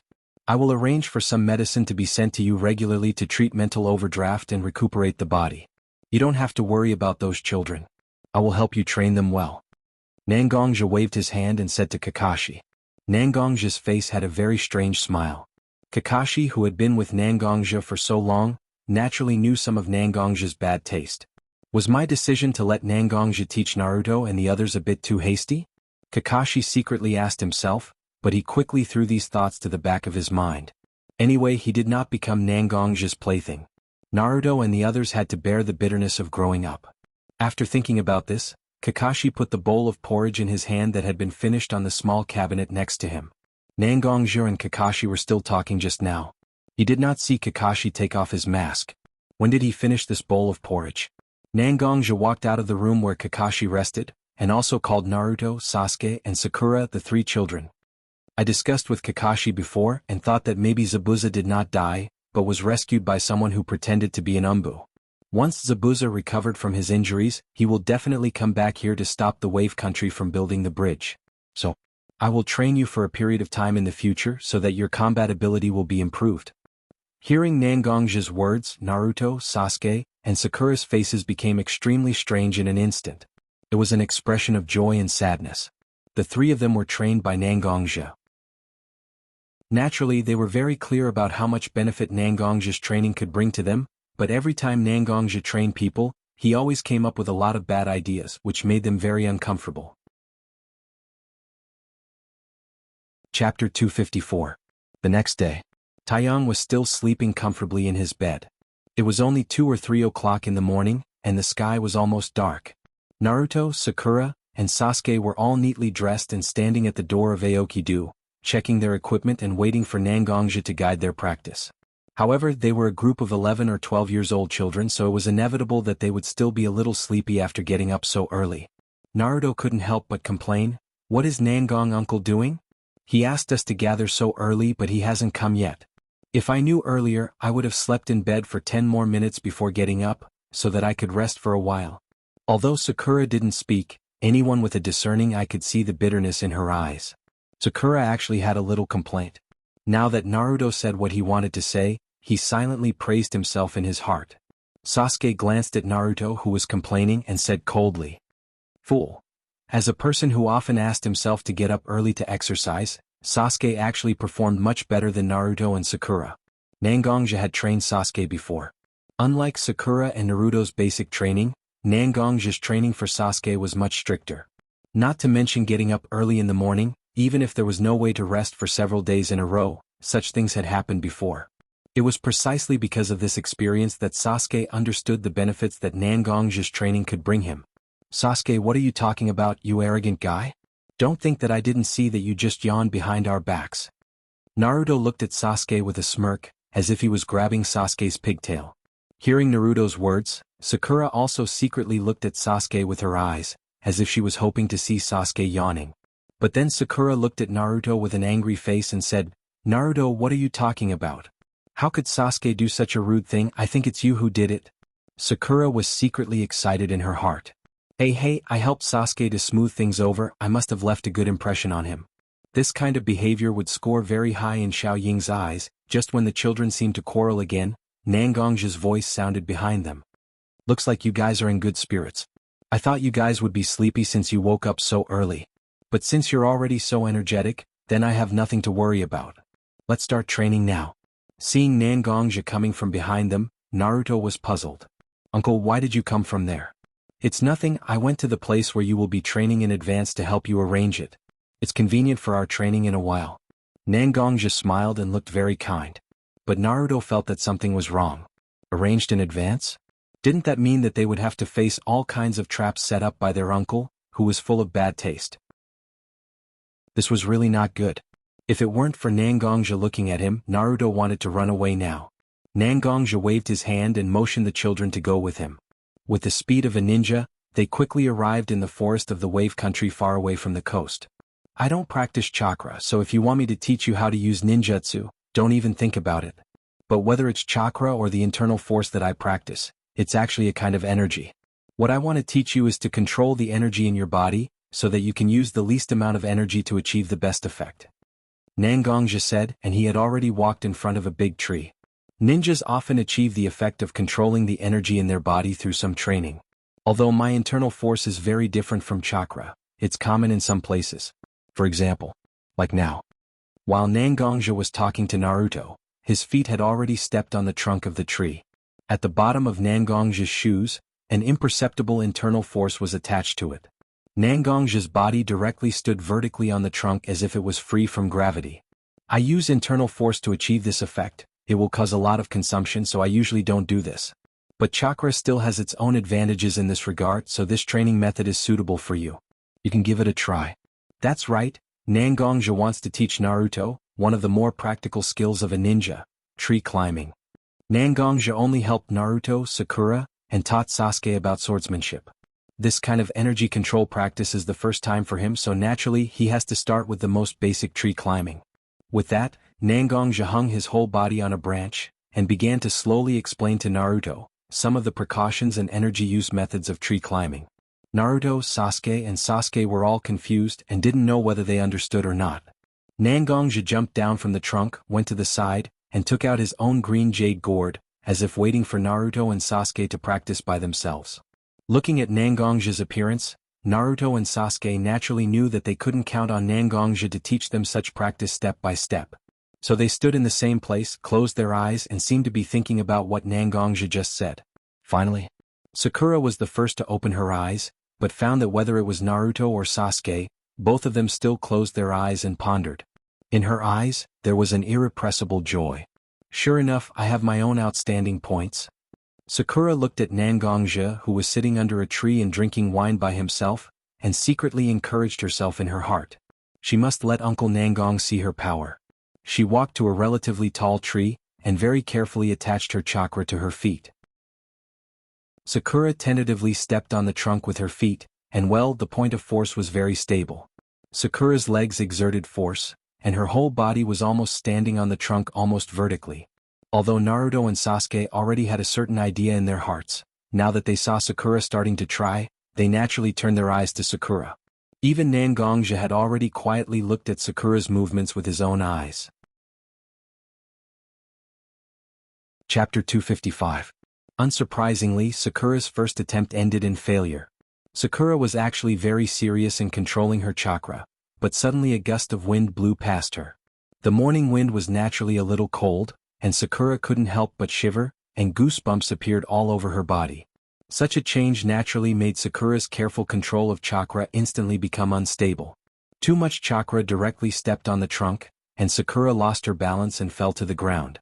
She rubbed her butt on the ground. The burning sensation of her butt being smashed into 8 pieces made Xiaoying involuntarily recall the feeling of being spanked by her mother when she was disobedient when she was young. This was really a different approach to achieve the same result. Turning her head to look at Naruto and Sasuke, Sakura instantly felt bad. Sasuke was still able to control his emotions, but looking at Naruto's appearance, that kind of distorted face was simply trying to hold back his laughter, but he couldn't hold it in any longer. Disgusting. Sakura glanced at Naruto and said very angrily to Naruto. Naruto was also a little stunned by Sakura's scolding. How did I offend Sakura? I obviously tried so hard to give Sakura face and tried so hard to hold back my laughter, but now I have to continue to be scolded? Just as he was about to talk back, Sakura went to the side of the tree and prepared to continue climbing. Naruto could only close his eyes in anger, and continue to think about some of the climbing skills that Nangongja just said. Don't know how long it took. Naruto was sleepy and there was a big snot bubble hanging on his nose. With Naruto's inhalation and exhalation, it was constantly expanding and shrinking. Just when Naruto was still sleeping, thinking very seriously, a scream went into Naruto's ears. Obviously it was Sakura's scream. The snot bubble on Naruto's nose burst in an instant, and Naruto directly jumped up from his cross-legged state. What's wrong? What's wrong? Is Zabuza here? Naruto asked anxiously, but looking around he didn't see Zabuza at all. Nangongja was still sitting under a tree and drinking by himself. Sasuke had also begun to practice climbing trees by himself, but Sakura sat on the ground. Whether it was her clothes or hair, they were a little wet and some of her hair was still dripping with water. Moving the time forward a few minutes. After many attempts, Sakura finally stood next to the tree crown with her own efforts. Looking at Sasuke, who was still working hard under another tree, and Naruto, who seemed to have fallen asleep, Sakura's heart couldn't help but have a little bit of pride. Although she didn't play a big role on the way to the wave country, but now such a training, whether it was Naruto who was at the bottom of her class or Sasuke who had always been outstanding, they were not as good as her. Her girlish temperament naturally made Sakura feel very happy. But just when Sakura was still happy, she didn't know that a lot of water was splashed, and it directly drenched Sakura from head to toe. Even the wind in this forest couldn't bear the loneliness, and a small wind blew, directly making Sakura feel extremely cold. Naturally, under such circumstances, Sakura also lost precise control of chakra under her feet, and directly fell from the tree crown to the ground. That soreness far exceeded the feeling he had when he had only climbed halfway before falling down. It seemed that she had gradually recovered. Sakura limped to Nangongja's side. She directly stretched out her fist and directly hammered Nangongja's head. But after all, Nangongja's strength was there, and when Sakura's fist was about to hit Nangongja's body, Nangongja relied on his own speed to dodge Sakura's punch. You bastard, what are you doing? I am a girl. How can you treat me like this? Sakura looked at her soaked clothes and dripping wet hair, and forgot to use honorifics, and directly shouted at Nangongja. So scary, so scary. The current Xiaoying was almost exactly the same as when she had angered Xiaoying to the point of anger. Naruto could only cover his eyes and desperately told himself that this Sakura wasn't the cutest girl he liked the most, but a stranger. I am good enough to you if you don't believe me. Nangongja looked at Sakura's angry face, and he was very happy as if his prank was successful with a strange smile on his face. Looking at the direction Nangong's finger was pointing, Sasuke had climbed almost 2/3 of the way to the tree trunk. Suddenly, a few shurikens flew towards Sasuke. If such an attack was on the ground, Sasuke would have hundreds of ways to deal with it, but he was on a tree trunk after all, so he couldn't do it so easily. So Sasuke could only withdraw the chakra under his feet so that he could avoid the shurikens shooting towards him. Sakura looked at Nangongja and she couldn't help but mutter to herself, "Nangong-san, you are actually a hidden sadist, right?" Nangongja acted like he didn't hear Sakura's words clearly, and he dug his ears and said to Sakura, "Sakura, what did you say?" "Uncle's ears seemed to be uncomfortable just now, so I didn't hear it clearly. Can you say it again?" "This time. Uncle will definitely do it." "Fine. Listen." Looking at Nangongja's smiling face, Sakura only felt a chill coming from her body. This kind of chill was more piercing than being soaked and blown by the wind, so Sakura could only stiffly squeeze out a smile on her face and said to Nangongja, "Nothing, Uncle Nangong-san. I was just encouraging myself, and I must not disappoint Uncle's trust. I'm going to climb the tree now." Naruto looked at Nangongja and Sakura, and thought about the attack that Sasuke faced just now. Will I have to face such difficulties and tricks when I climb the tree later? No. This world is so scary. At this time, Nangongja suddenly picked up a stone from the ground, and with a flick of his finger, it directly hit Naruto's forehead. "How is it? You've been thinking for so long, why don't you climb the tree? If you can't complete this training, Uncle will take good care of you." Naruto touched his swollen forehead, and looked at the sky with a hopeless expression. His face that was looking at the sky at a 45-degree angle seemed to be lamenting the horror and injustice of this world. Chapter 256. Boom. The sound of a heavy object falling to the ground sounded. Naruto rubbed his butt and looked at the big tree in front of him with a sad expression. After Sakura was tricked by Nangongja, it was obvious that she was more vigilant in her heart. It didn't take long for her to be able to walk on the big tree skillfully and avoid some of the small traps set by Nangongja. Even Sasuke, after climbing the tree many times, was able to avoid the shurikens that were shot at him and stood on the tip of the big tree smoothly. Am I really not as good as Sakura and Sasuke? Was he really at the bottom of the pack? Naruto didn't want to bear such a name, but he could only climb half of the tree, and the chakra in his body would go out of control. Naruto's body now had not only half of the Nine Tails chakra, but the entire Nine Tails was sealed in his body. Even if some of the chakra escaped from the seal in his body, it would have a great impact on Naruto's control of chakra. "Hey, idiot. It's dark, let's go back. You can't practice tree climbing in a hurry, just come back tomorrow." Sasuke stood beside Naruto and said to Naruto. Although his tone seemed to be very disdainful of Naruto, it was obvious that Sasuke also cared about Naruto in his own way. Everyone had something they were good at, but they also had their own shortcomings. Naruto's talent in taijutsu was obvious to all. Even if the progress of tree climbing was not so smooth, it didn't matter. Sasuke also understood Naruto's slightly delicate and sensitive mood, so he opened his mouth to persuade Naruto. Hearing Sasuke's words, Naruto seemed very happy. After getting along with Sasuke for so long, Naruto was also very clear about Sasuke's awkward behavior. Although Sasuke's temperament has changed a lot after being guided by Nangongja, after all, it was a person's way of doing things, so it didn't change much. His partner comforted him, which made Naruto feel very happy. With a bright smile on his face, he said to Sasuke, "It's okay, Sasuke, you go back first. Tell Uncle Nangong that I need to practice a little more. I must let Uncle Nangong see the world, hee." Hearing Naruto's words, Naruto's face was swept away. Sasuke also felt relieved, but he still turned to Naruto and said, "Don't worry. I don't care, just remember to go back." After that, Sasuke sway, Naruto looked at Sasuke's back and smiled, then he turned his eyes to the big tree in front of him again. His eyes became firm again, Naruto carefully controlled the chakra in his body and attached it to his feet, and once again began to fight with the big tree in front of him. He couldn't remember how many times he tried to climb this big tree, he only remembered that he rushed towards the big tree again and again, and from time to time, some shurikens flew towards him. In the end, even the shuriken's attack was gone. Presumably, he didn't know how many times he tried, but the shurikens set by Uncle Nangong had been exhausted. Naruto became very happy because of such a thing. Even Uncle Nangong didn't expect him to persist to this point, right? Finally, Naruto climbed to the top of the big tree. Naruto was just about to walk in the direction of Greenwood Hall, but the soreness and fatigue on his body finally defeated his firm will. The moment before Naruto fainted, he was still silently imagining the expression of Uncle Nangong when he saw that he had completed the training. The night passed like this, the morning dew condensed on Naruto's body on the ground. A woman with long black hair wearing a kimono unknowingly came to Naruto's side. The woman's pair of black eyes kept wandering around the forehead protector on Naruto's forehead and his neck. But in the end, she shook her head as if to expel the distracting thoughts in her heart.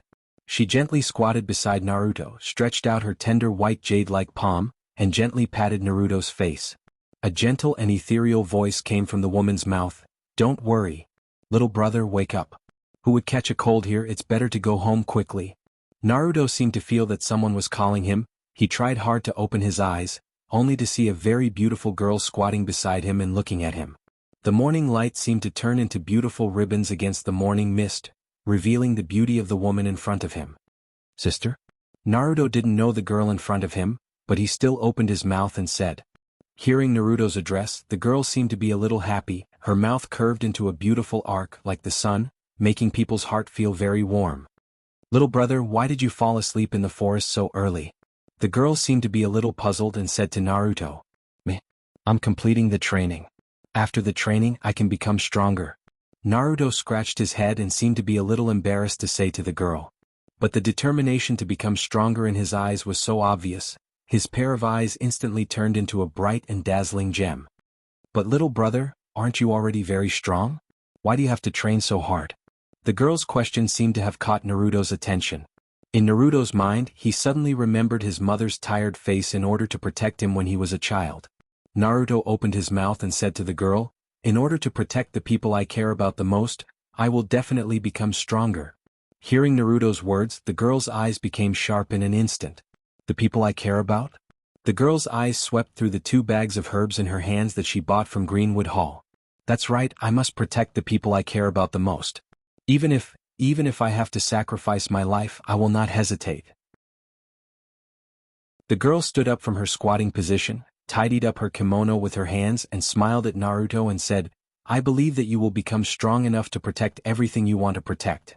After all, your current resolute heart is the most powerful force for you." Naruto seemed to want to say something, but the girl had already turned around and walked far away. Naruto also shook off the morning dew on his body and hurriedly walked in the direction of Greenwood Hall, wanting to tell his uncle Nangong that he had completed the training. Chapter 257. Nangongja looked at the account book in front of him. Previously, a girl came to the Greenwood Hall and bought a lot of herbs.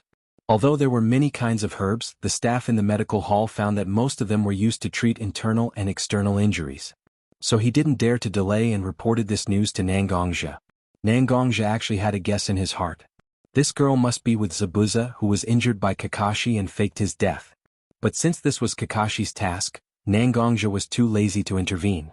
He let Kakashi solve it himself. Uncle, I finished the training." When Nangongja was still thoughtfully flipping through the account book in front of him, Naruto's voice had already come from afar. After a while, Naruto had already arrived in front of Nangongja. His eyes were a little red and swollen and there were some dark circles. His head was covered with morning dew, and there were some grass clippings on his body. But Naruto's spirit was excellent. His bright smile seemed to make Nangongja's mood better. "It's good that you're back. Hurry up and change your clothes and take a shower. You must be tired after working hard for a night." For Nangongja, Naruto was like his own nephew. Seeing that Naruto could cultivate so hard, Nangongja was actually very gratified in his heart. So he said to Naruto very gently, "I got it, uncle." Naruto responded and walked inside the Greenwood Hall.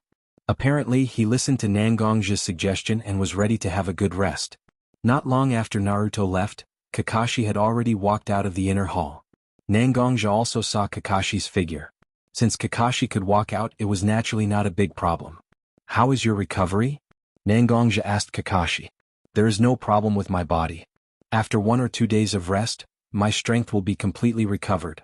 At that time, I will go to the bridge construction site with Danas to protect them during the bridge construction." Kakashi moved his legs as if he wanted to prove that he had almost recovered. Then he told Nangongja his plan. "Since you have already planned it, then I naturally have nothing to say. Solve the problem here as soon as possible and I will go back to Woodleaf with you." There is some news that I want to tell Watergate personally. Nangongja did not elaborate on what news he wanted to tell Watergate, but it was definitely something important.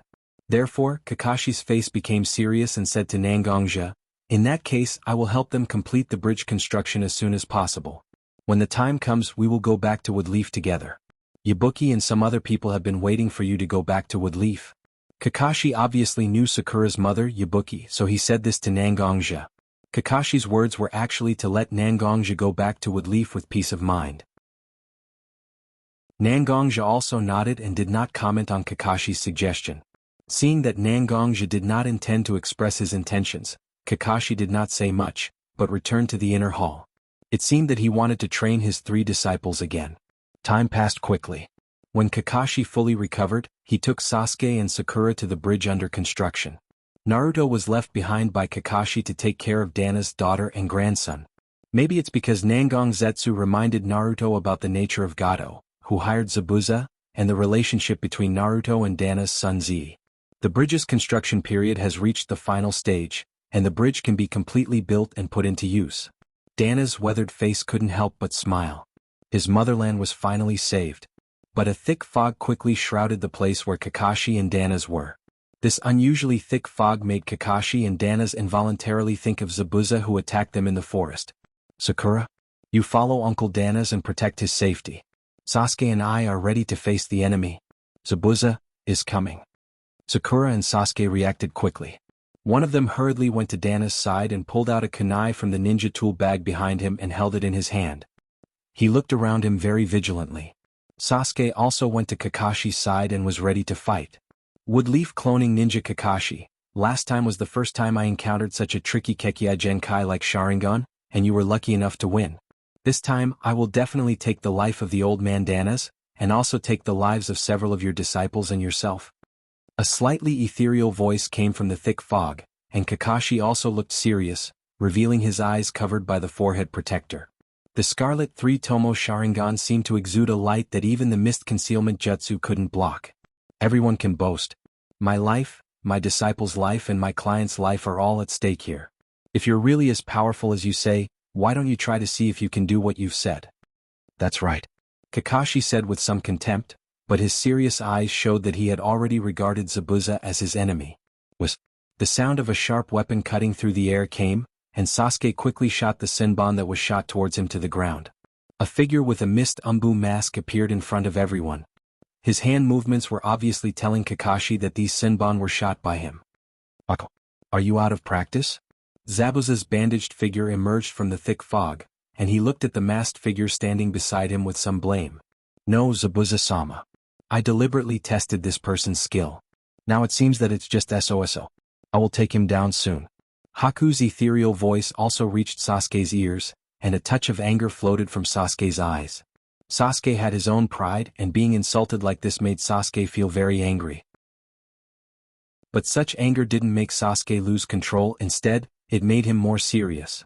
"I must let this person who looked down on me know what kind of power I, a person who doesn't seem to have any ability in his eyes, have." Chapter 258.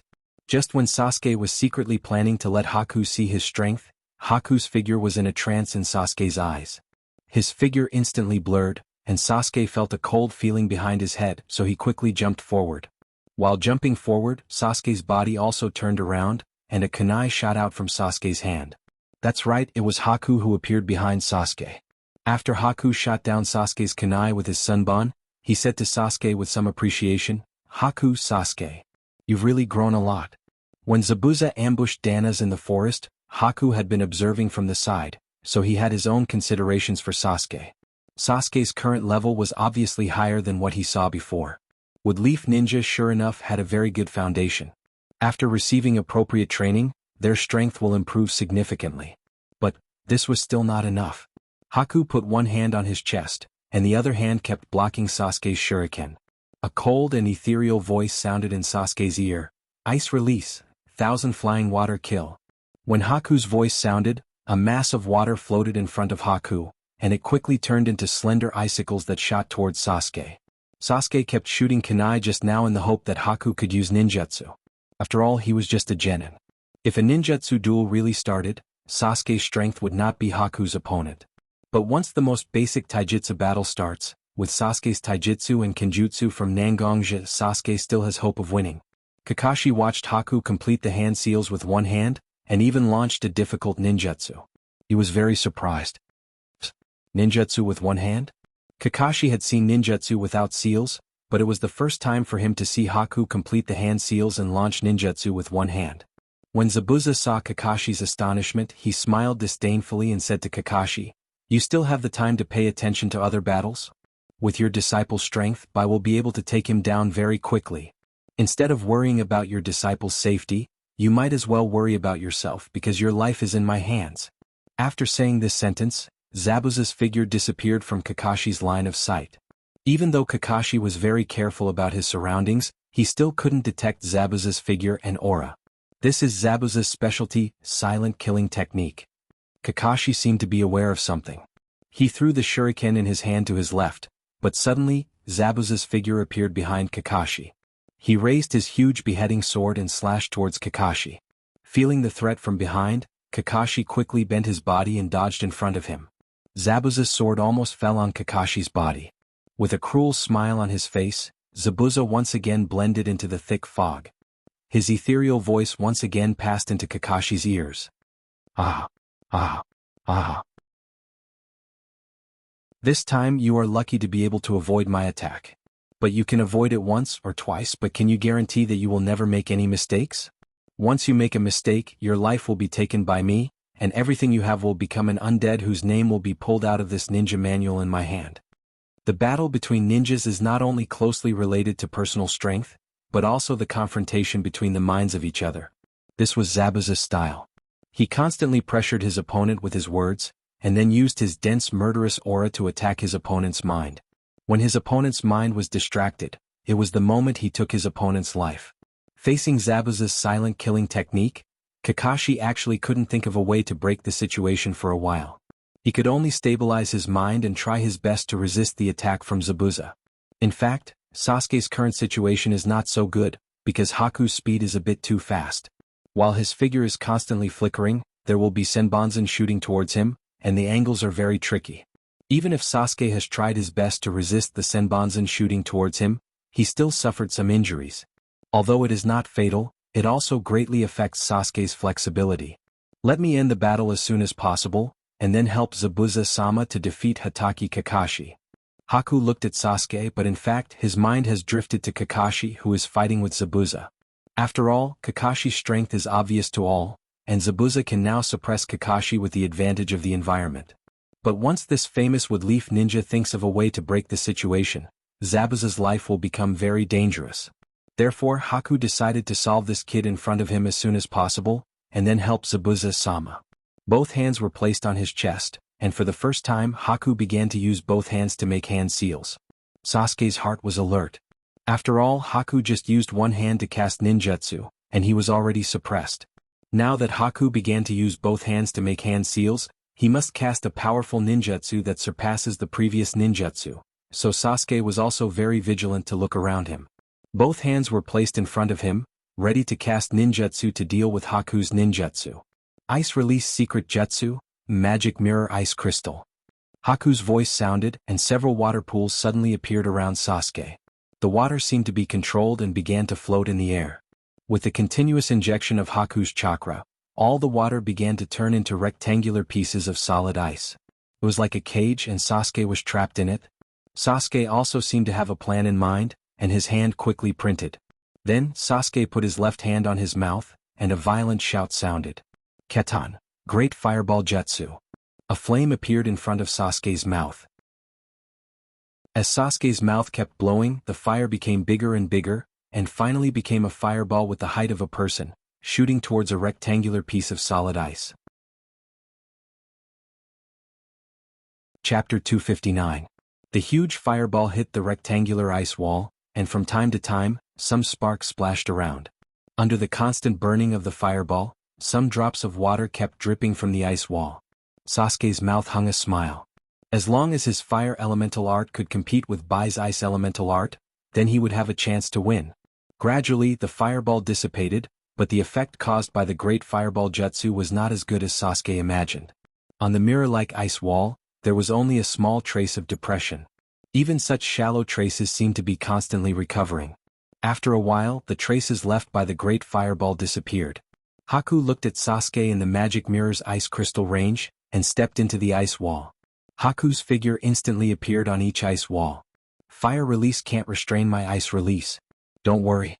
I won't take your life, but at least you won't have the power to fight again in a short time. I'm sorry for Zabuza-sama, I must defeat you. Behind the mask, Haku's eyes became sharp. The Senbon in his hand was held tightly in Haku's hand, apparently waiting for the right time to attack Sasuke. Sasuke seemed to have become discouraged because his attack didn't work. Even if Haku said such words to make him lose his combat power, Sasuke seemed to turn a deaf ear. Now is the time. Haku's eyes instantly found a flaw in Sasuke's body, and the Senbon in his hand was thrown out by Haku. Every ice wall with Haku's figure was constantly shooting Senbon towards Sasuke. For a time, Senbon flew towards Sasuke like a rainstorm. But is Sasuke really that easy to be defeated? The answer is naturally no. When Sasuke saw Haku's attack, he took out a scroll from his arms and instantly opened the scroll in his hand. He dipped some blood in his hand from the wound on his body and quickly drew on the scroll. A huge cloud of smoke spurted out from the scroll. The smoke enveloped Sasuke's body, and Haku couldn't see the specific situation inside. However, one could see the sparks produced when the sharp weapons collided, and hear the sound of Senbon's eye being shot down. Suddenly, a huge burst of energy was produced from the smoke. The dense fog was dispersed in an instant, revealing a youth with blood-red eyes and a Magatama spinning in his eyes. Sasuke has opened his family's Kekkei Genkai, Sharingan. With the help of Nangongja, Sasuke has been able to control his Kekkei Genkai very well, but Sasuke has been keeping it as his trump card. Now it was finally time for him to fully unleash his power. Sasuke also had a silver-white long sword in his hand. Although it wasn't as good as Nangongja's Heaven's Retribution sword, it was still a refined weapon. Sasuke just used the long sword in his hand to display the kenjutsu taught by Nangongja to block Haku's Senbon. Sasuke's kenjutsu, like his Sharingan, appeared in front of everyone for the first time.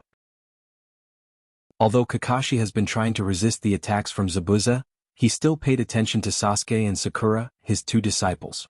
At this moment, when he saw Sasuke opening his Sharingan, and even holding a silver-white long sword in his hand, he was shocked.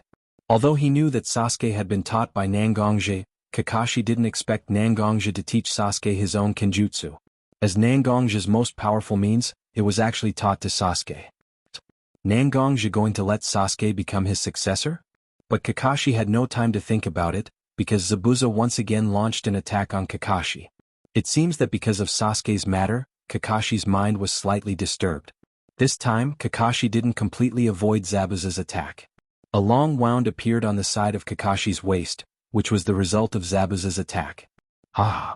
This kid's performance is indeed very surprising. But Kakashi, if you lose, how long can such a kid last in my hands?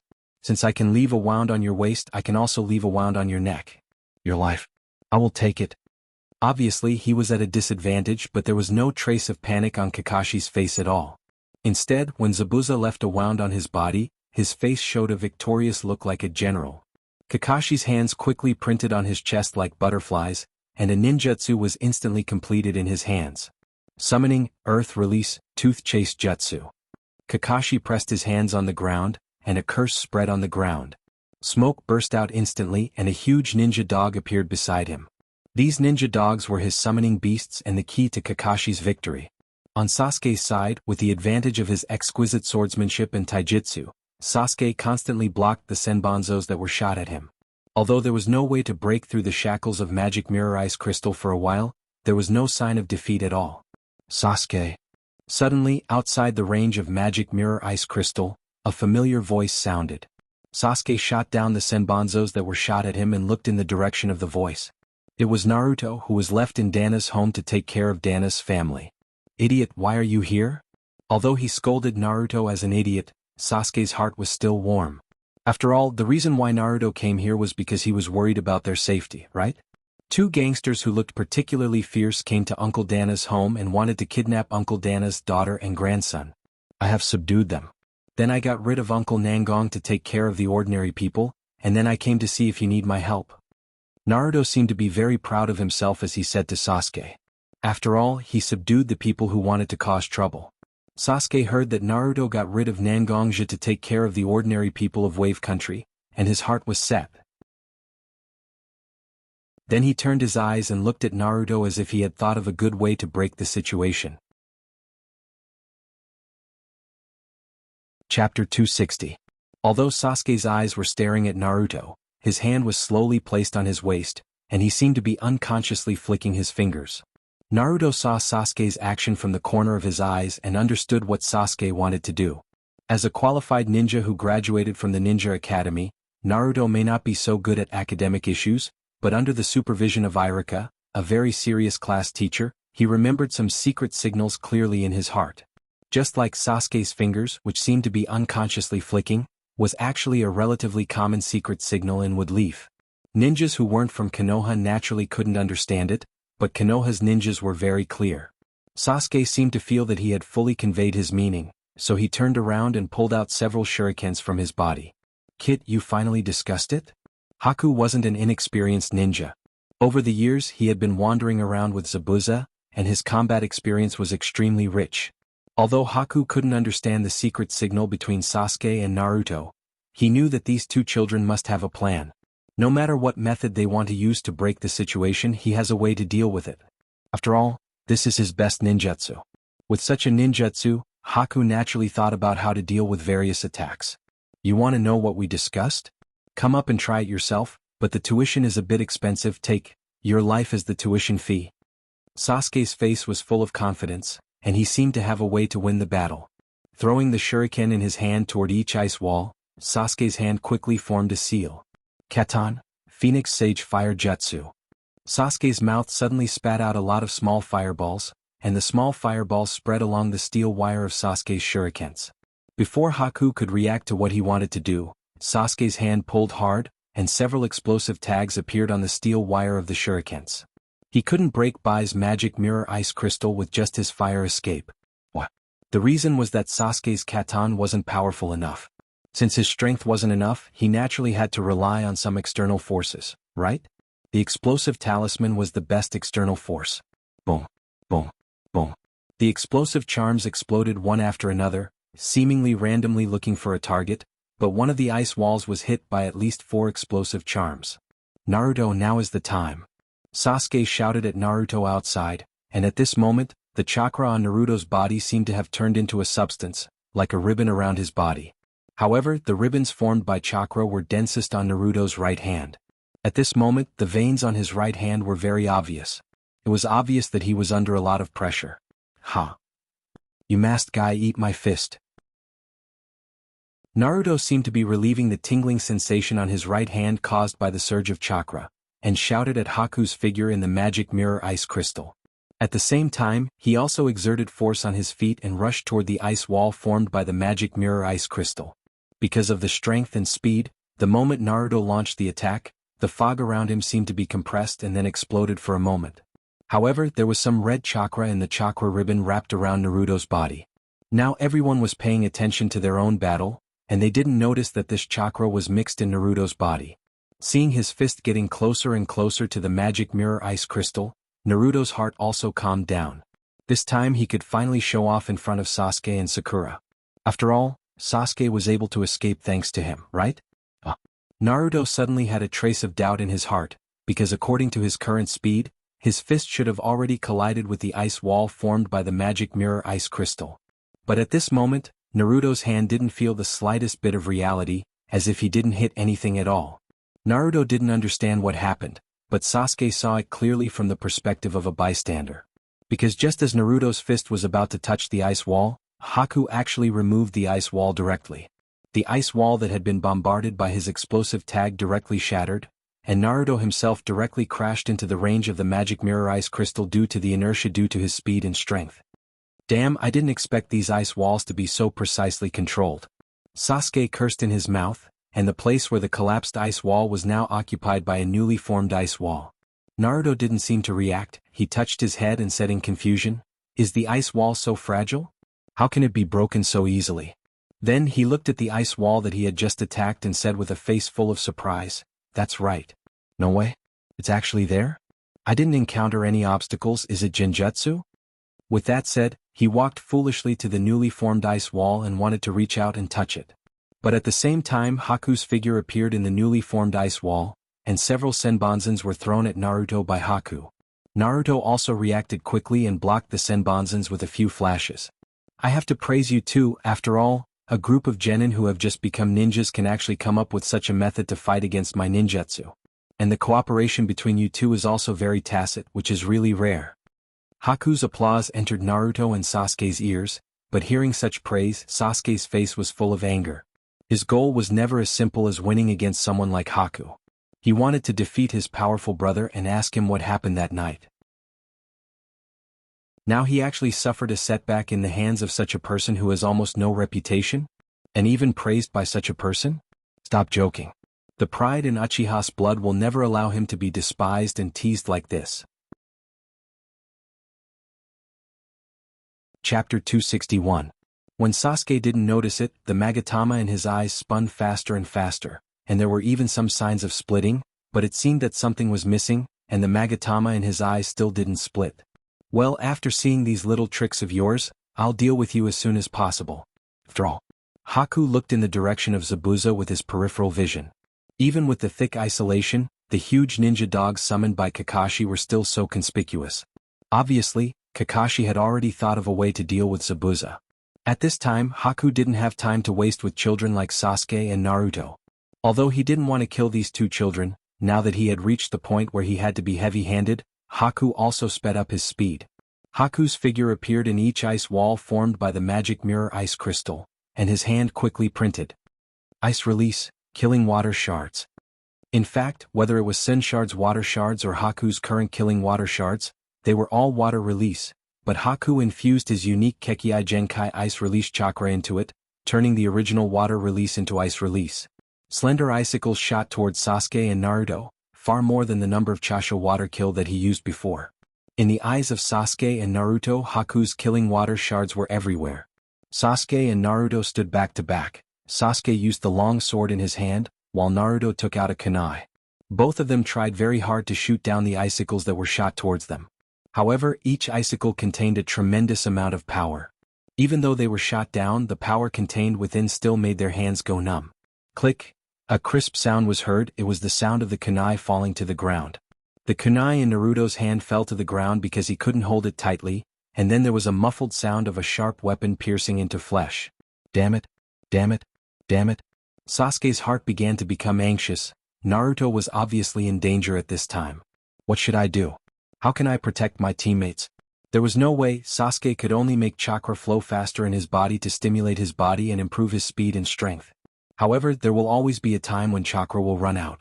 How long can the chakra in his body last after using several ninjutsu and become meager? Sasuke didn't have the time to think about such things. Now Sasuke he only hoped that he could protect his friend. However, Sasuke's stamina was constantly being consumed. There were always a few icicles that Sasuke couldn't block and inserted into Naruto's body. The opportunity. After the Sharingan in Sasuke's eyes turned quickly, the Magatama began to split. The upgrade of the Sharingan level will make a great leap in strength for Uchiha clansmen, but it also requires enough chakra to be able to perfectly use the advantage brought by his eyes, right? Naruto looked at Sasuke moving quickly in front of and behind him, trying to block the icicles, but there was already an icicle in his thigh. The tendons in his thigh seemed to be injured and there was no way to move at all. Sasuke's wounds were getting more and more, and sometimes some of the wounds splashed blood on Naruto's clothes and face. The warm feeling kept condemning Naruto. It was because of his own lack of strategy, because of his weak strength, that Sasuke fell into such a dangerous situation. If this situation continues, Sasuke will definitely die. Sasuke, don't worry about me, you just need to protect yourself. Naruto made up his mind. He wanted to give up his life to save his companions, so he said this to Sasuke. Sasuke glanced at Naruto coldly and scolded, "What the hell? Idiot." After that, he didn't say anything more, but focused on resisting the icicles that were shot towards himself and Naruto. Sasuke hasn't given up on me. Even if I lose my fighting ability, I don't want to give up on myself. I must do something, at least let Sasuke live. Just when Naruto had such a thought in his mind, Naruto found that his vision blurred. Whether it was Sasuke who was trying to protect himself, or the icicles in the sky, they had disappeared from Naruto's eyes at this moment. Instead, a very dim underground passage appeared in front of Naruto's eyes. A huge fence was placed in front of him, and in the middle of the fence, a talisman with complicated runes was stuck on it. Do you want to save the person who is trying to protect you? Oh, why is there a voice directly in my mind? Do you want to make yourself strong enough? Strong? Naruto seemed to see Sasuke again in front of him, trying to resist the icicles that were shot towards him. Do you want to defeat all the enemies in front of you and make those who provoked you and hurt your friends regret? I want. Naruto had no other thoughts at this moment, only wanting to make himself strong and save Sasuke, who was now saving him. Uncover the talisman in front of you. You'll get everything you want. The voice was a little hoarse, but it was full of a sense of charm. This kind of fusion made people feel very strange, but when they heard it in their ears, it was so smooth and there was no sense of disharmony. Naruto's eyes became a little dull, like a marionette. Step by step, he walked to the front of the iron gate. His hand had reached above the talisman, and even the foot of the talisman was lifted by Naruto. But suddenly, many chains appeared on Naruto's body, directly binding his hand, making it impossible for Naruto to uncover the talisman in front of him. Little girl from the Uzumaki family. It's you again. It's you again. I'm obviously not in your body anymore, but you still want to obstruct me like this? If it wasn't for a chance, a part of my chakra seemed to be stuck in your body, how could you still be alive now? I'm the one who allowed you to live, but you're obstructing me like this. Naruto's eyes were blank for a while, but inside the originally dark iron gate, a huge fiery red figure was raging inside. Obviously it was enraged. Chapter 262. Sasuke glanced at Naruto behind him and found that Naruto seemed to have lost consciousness.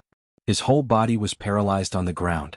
His closed eyes and slightly frowned eyebrows seemed to tell Sasuke that Naruto was suffering great pain at the moment. Damn it! Could it be that he was going to watch someone close to him die in front of him again? Sasuke asked himself, and a huge anger surged in his heart, and the Sharingan in his eyes also quickly rotated. On the one hand, Kekkei Genkai does need to rely on the ninja's own chakra, but on the other hand, when the holder of Kekkei Genkai is agitated, the power hidden in the blood will also feed back to the user at the right time. Sasuke is now in such a state as long as he can hold on long enough, Kakashi-sensei will definitely be able to defeat the mist shinobi called Zabuza and rescue him and Naruto. Sasuke made such a decision in his heart, and the long sword in his hand was also quickly displayed. Many of the parts that were originally obscure when he practiced swordsmanship became smooth at this moment. There is a great horror between life and death, but there is also a great opportunity between life and death. As long as Sasuke succeeds this time, then Sasuke's strength will definitely increase by leaps and bounds to a certain extent. Just when Sasuke was trying his best to block the icicles shooting towards him, Haku's figure stopped in the ice wall formed by the magic mirror's ice crystal. The exposed eyes were staring at Sasuke's back at this moment, as if he saw something particularly terrifying. Even his ninjutsu was temporarily suspended because of the interruption of chakra. Kakashi, who was commanding his ninja dog to attack Zabuza, suddenly became dazed. This chakra. Naruto, it turns out that you've already reached this point? This familiar and frightening chakra aura was the aura of Nine Tails, who attacked Woodleaf and caused heavy losses to Woodleaf. As a fourth-generation disciple, Kakashi knew what kind of power Naruto's body contained. It was precisely because he knew what kind of power Naruto was using at this moment that Kakashi looked at Zabuza. The power of Nine Tails is not so easy to control. Now that Naruto can use the power of Nine Tails, there is a possibility of him losing control. He has to solve the enemy in front of him as soon as possible, and then be ready to seal Naruto, who may go berserk.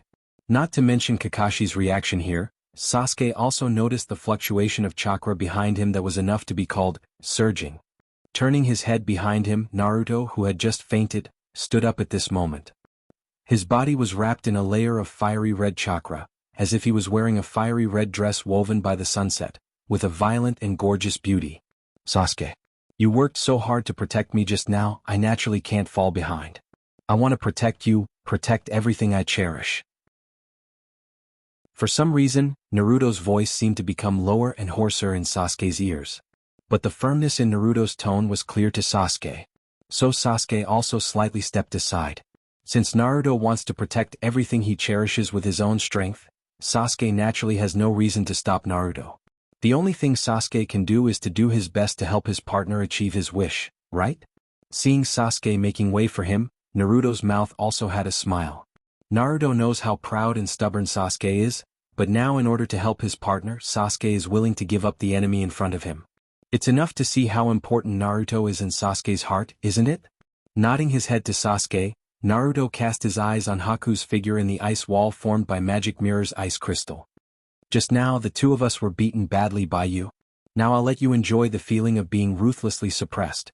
With that said, the chakra on Naruto's body burned more fiercely as if it was splashed with liquor. Behind Naruto, there was even a shadow of a tail that didn't look so solid. The power of 9 tails was actually used by Naruto to the extent of releasing Ichibi. The fiery red chakra belonging to 9 tails kept rushing towards Naruto's hands and feet. Obviously Naruto is now holding back a big move. Have a taste of my power, Naruto said, and his hands began to form hand seals.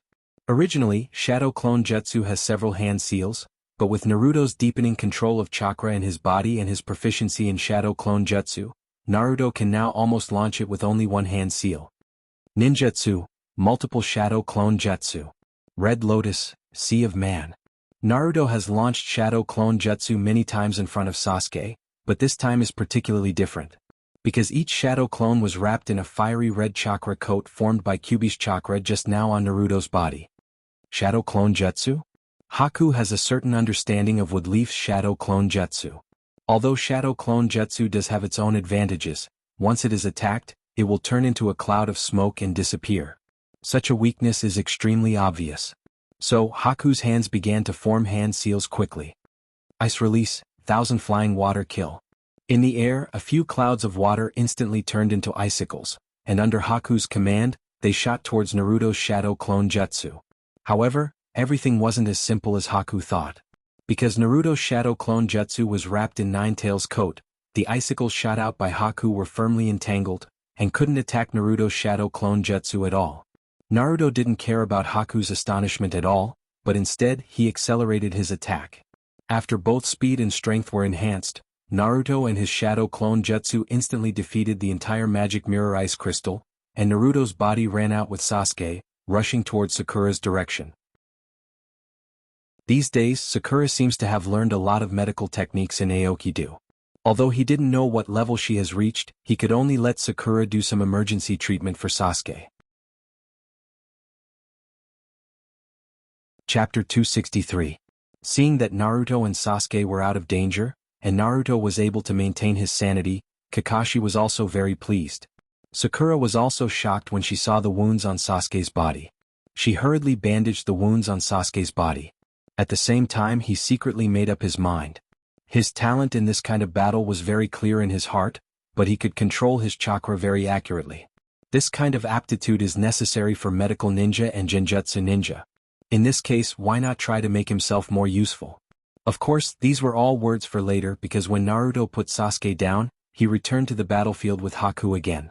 Naruto knew very well that the state he was using now was only temporary. If he uses it for too long, not only will it cause harm to his body, but it is also likely that his consciousness will be affected by the madness in chakra. So while he can still maintain this state, Naruto decided to beat the person who made him and Sasuke fall into a bitter battle.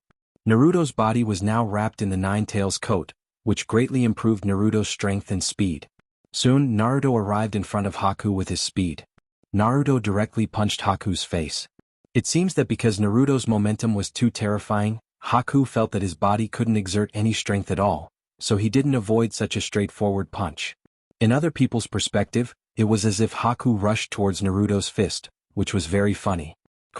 The mask on Haku's face was broken into several pieces because of the impact of Naruto's power. Just when Naruto wanted to continue his attack, Naruto felt that he seemed to see a familiar face from the gap of the mask fragments. Naruto quickly deflected his fist a little bit so that his fist would not fall directly on Haku's face. "How come it's you?" Naruto said to Haku with some surprise and confusion. This masked person who pretended to be Umbu was the big sister who woke him up when he was sleeping in the forest because of training. Haku knew that he had been recognized by Naruto, so he said to Naruto, "Yes, it's me." "What?" Although he can't recognize Haku, Haku can definitely recognize him, so why didn't he kill him when he was unconscious? Instead, he let him fight on the battlefield like this. "I'm the tool of Zabuza-sama," and his request is the meaning of my existence. Since Zabuza-sama wants to attack you, then I naturally have to follow in his footsteps and kill you." Haku's words were very strange, because such a passage didn't seem to have a direct relationship with Naruto's question. However, Naruto felt that he already understood Haku's meaning. Haku regarded him as a killing weapon in the hands of Zabuza. When they met before, he didn't get any instructions from Zabuza, and with some of his own selfish motives, Haku didn't really kill him.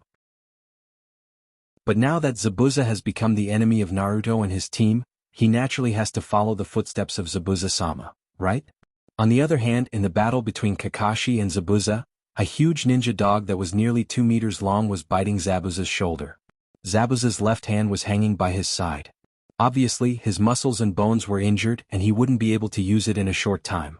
Kakashi looked at Zabuza coldly, and his hands were constantly forming seals, as if he was completing a complicated ninjutsu.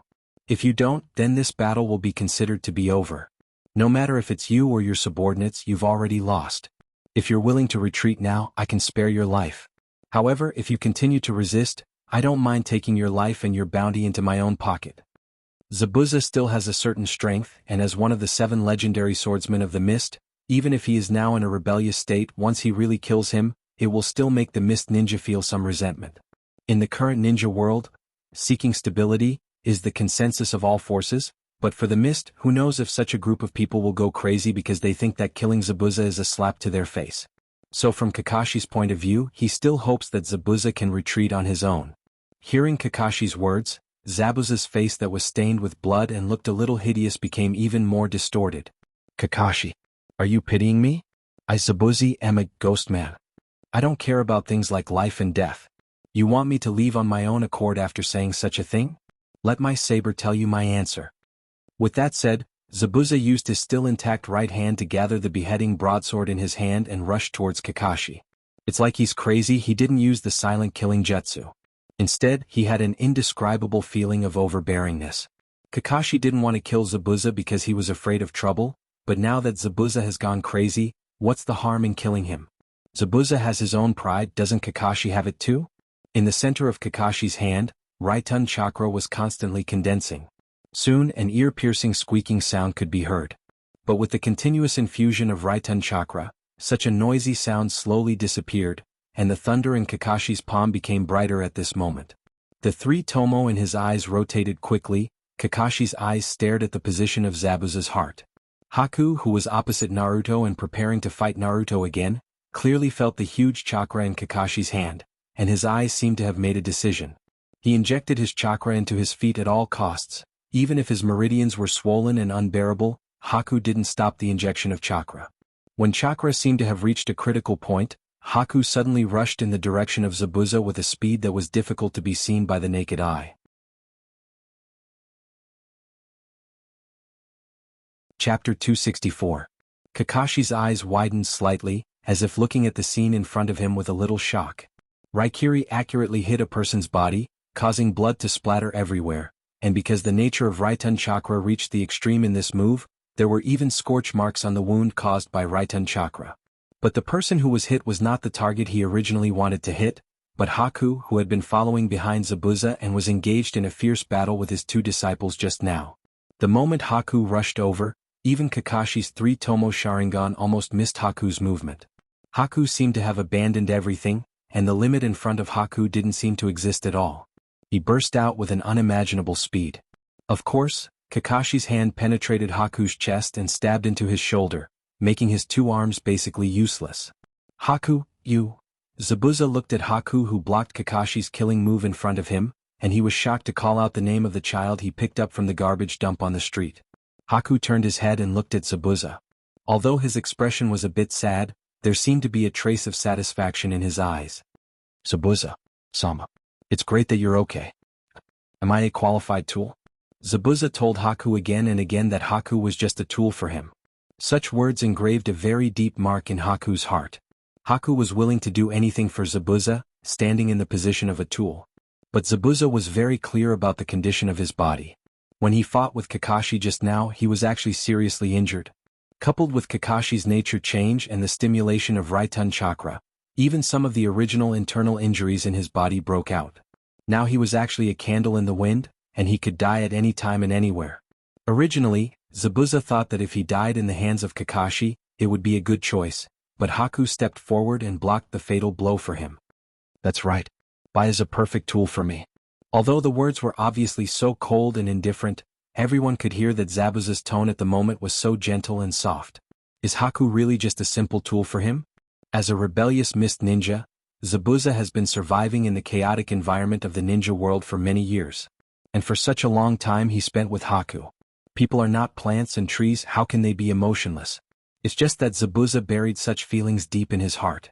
He didn't tell anyone and even wanted to deceive himself. But now that Haku died for him, such deep feelings became deeper and deeper because of the accumulation of time, until now it completely broke out. Zabuza seemed to realize how important Haku was to him. That kind of deep emotion hit Zabuza's tear ducts at this moment. The person who was called Ghost Man had tears welling up in his eyes. Zabuza-sama. Although Zabuza has never shown his inner feelings in front of Haku at this moment, the mist in his eyes was clearly seen by Haku. Haku's heart was full of happiness. He just called out Zabuza's name, but he couldn't say the next word. It's just that his beautiful eyes have lost the brilliance of life at this moment, looking so empty and dull. Haku is dead. Zabuza has seen a lot of dead people. Even when he graduated from the ninja school at a young age, he even killed all his classmates. But at this moment, Zabuza felt that the word death was so heavy, like a huge stone pressing down on his heart. Sure enough, trash will always be trash. A very harsh voice sounded in everyone's ears. Everyone looked at the place where the voice came from, and a short man with sunglasses stood there. There were a lot of people standing behind the man with sunglasses. None of them looked friendly, and all of them had ferocious looks in their eyes. I spent a lot of money to hire you, but what did you do? Before reaching the wave country, I have already lost 2 of my men. In the end, I took action twice. Once I came back like a stray dog, and this time I even let my men die. Zabuza, trash like you is really useless. In that case, let me do it myself. Whether it's you, Danas, or this group of woodleaf ninjas, all of them will be killed by the people I brought.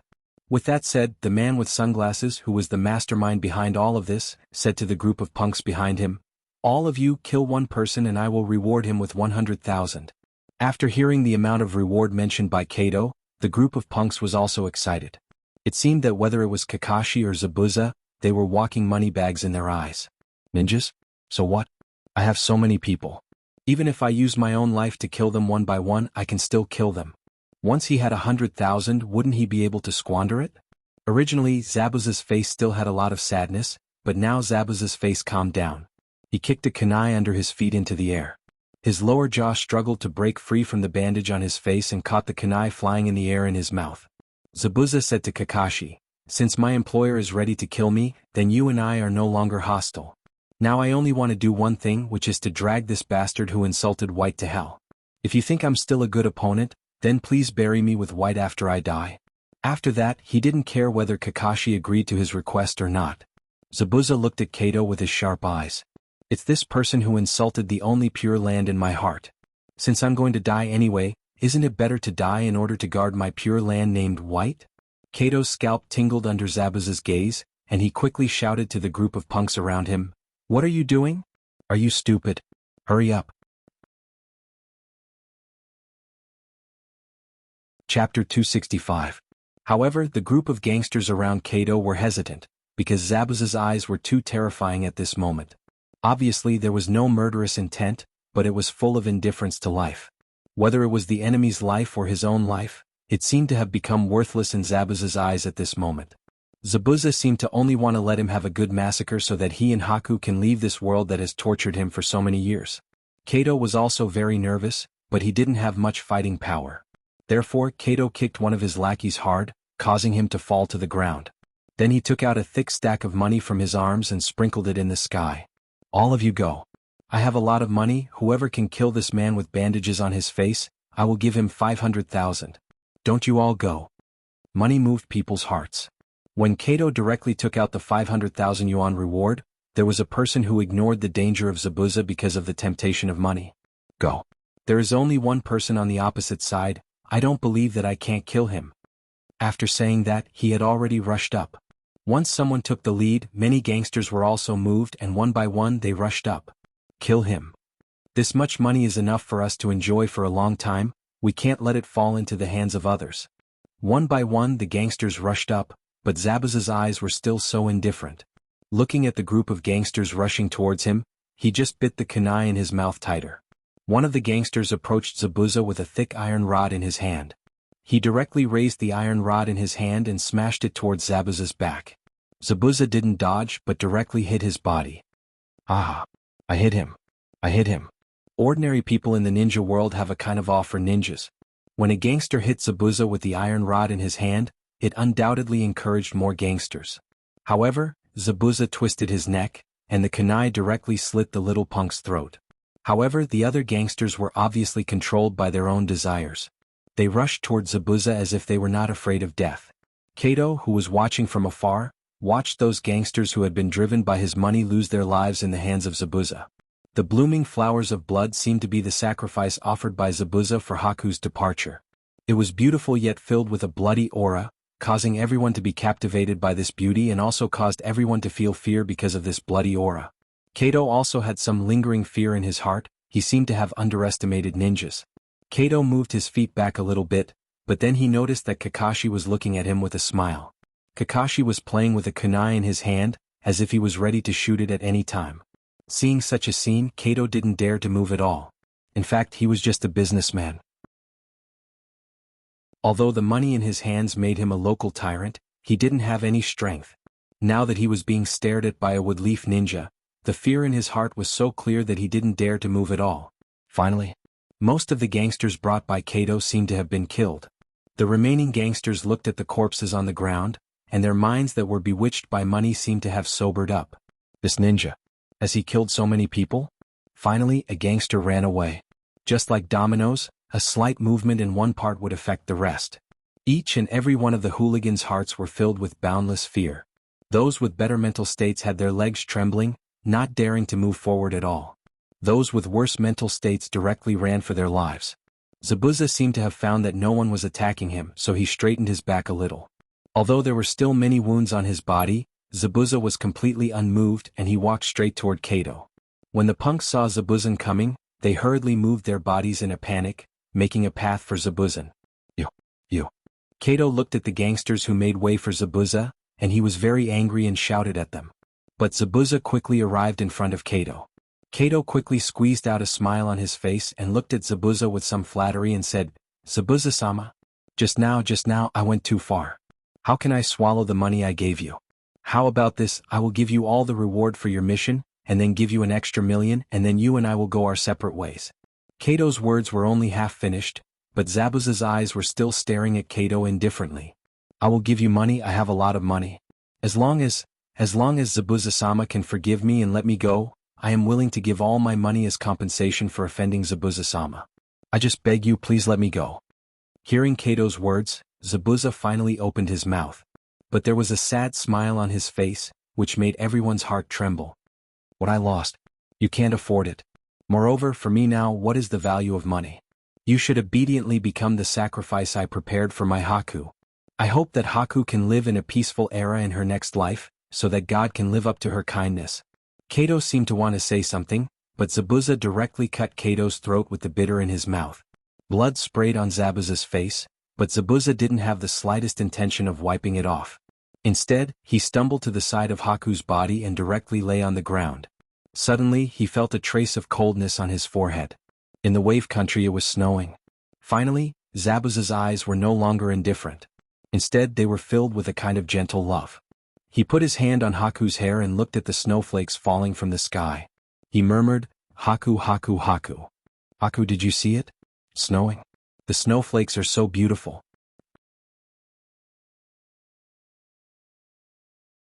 Chapter 266. In a forest next to the bridge, Nangongja looked at the snowflakes falling from the sky and everything that happened on the Wave Country Bridge with a lot of emotions in his heart.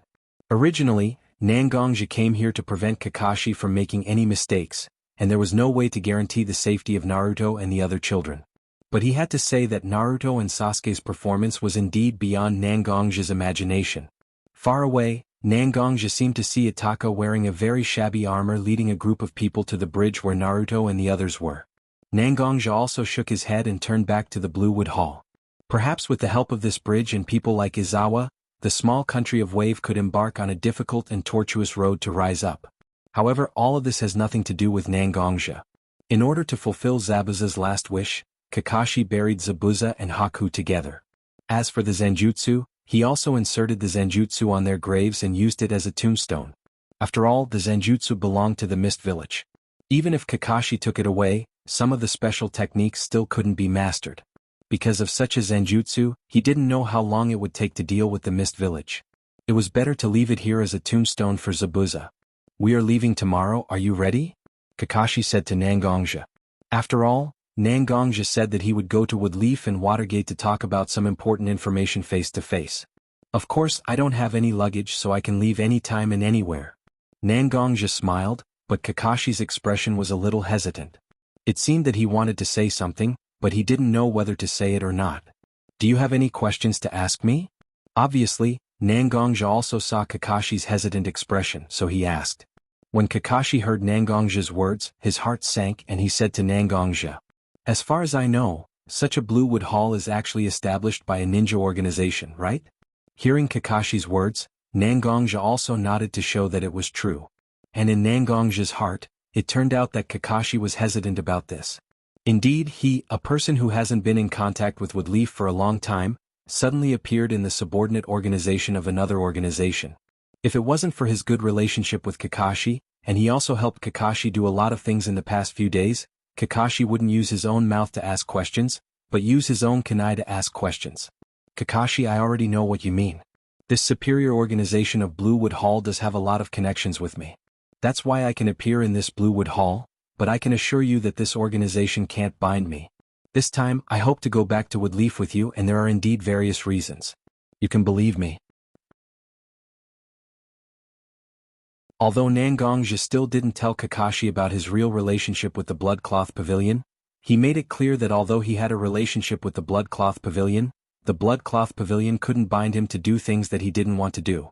This situation was enough to make Kakashi believe in Nangongjia. After all, they were old friends who had known each other for many years. The understanding between them was also an important factor that made Kakashi believe in Nangongjia. "Sorry, just now I also..."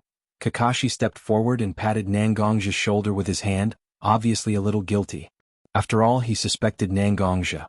Although this kind of interrogation was no different from routine, no one liked the feeling of being suspected, right? "It's nothing. This is the Kakashi that I know, isn't it?" Although sometimes he looks very lazy, on some matters of principle, Kakashi is absolutely not willing to have the slightest negligence. Nangongjia smiled and said to Kakashi. After that, he didn't say anything. He just turned and walked into the inner hall of Blue Wood Hall. Only Kakashi was still sitting there, staring at Nangongjia's departing figure. No one knew what he was thinking. The next day, early in the morning, Nangongjia, Kakashi, and Naruto had already gotten up. The five of them quietly left the location of Blue Wood Hall. Obviously, they didn't want to disturb the people of Wave Country.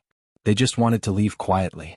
Nangongjia stood at the end of the bridge and looked at the looming Wave Country in the morning fog. He didn't say anything and left.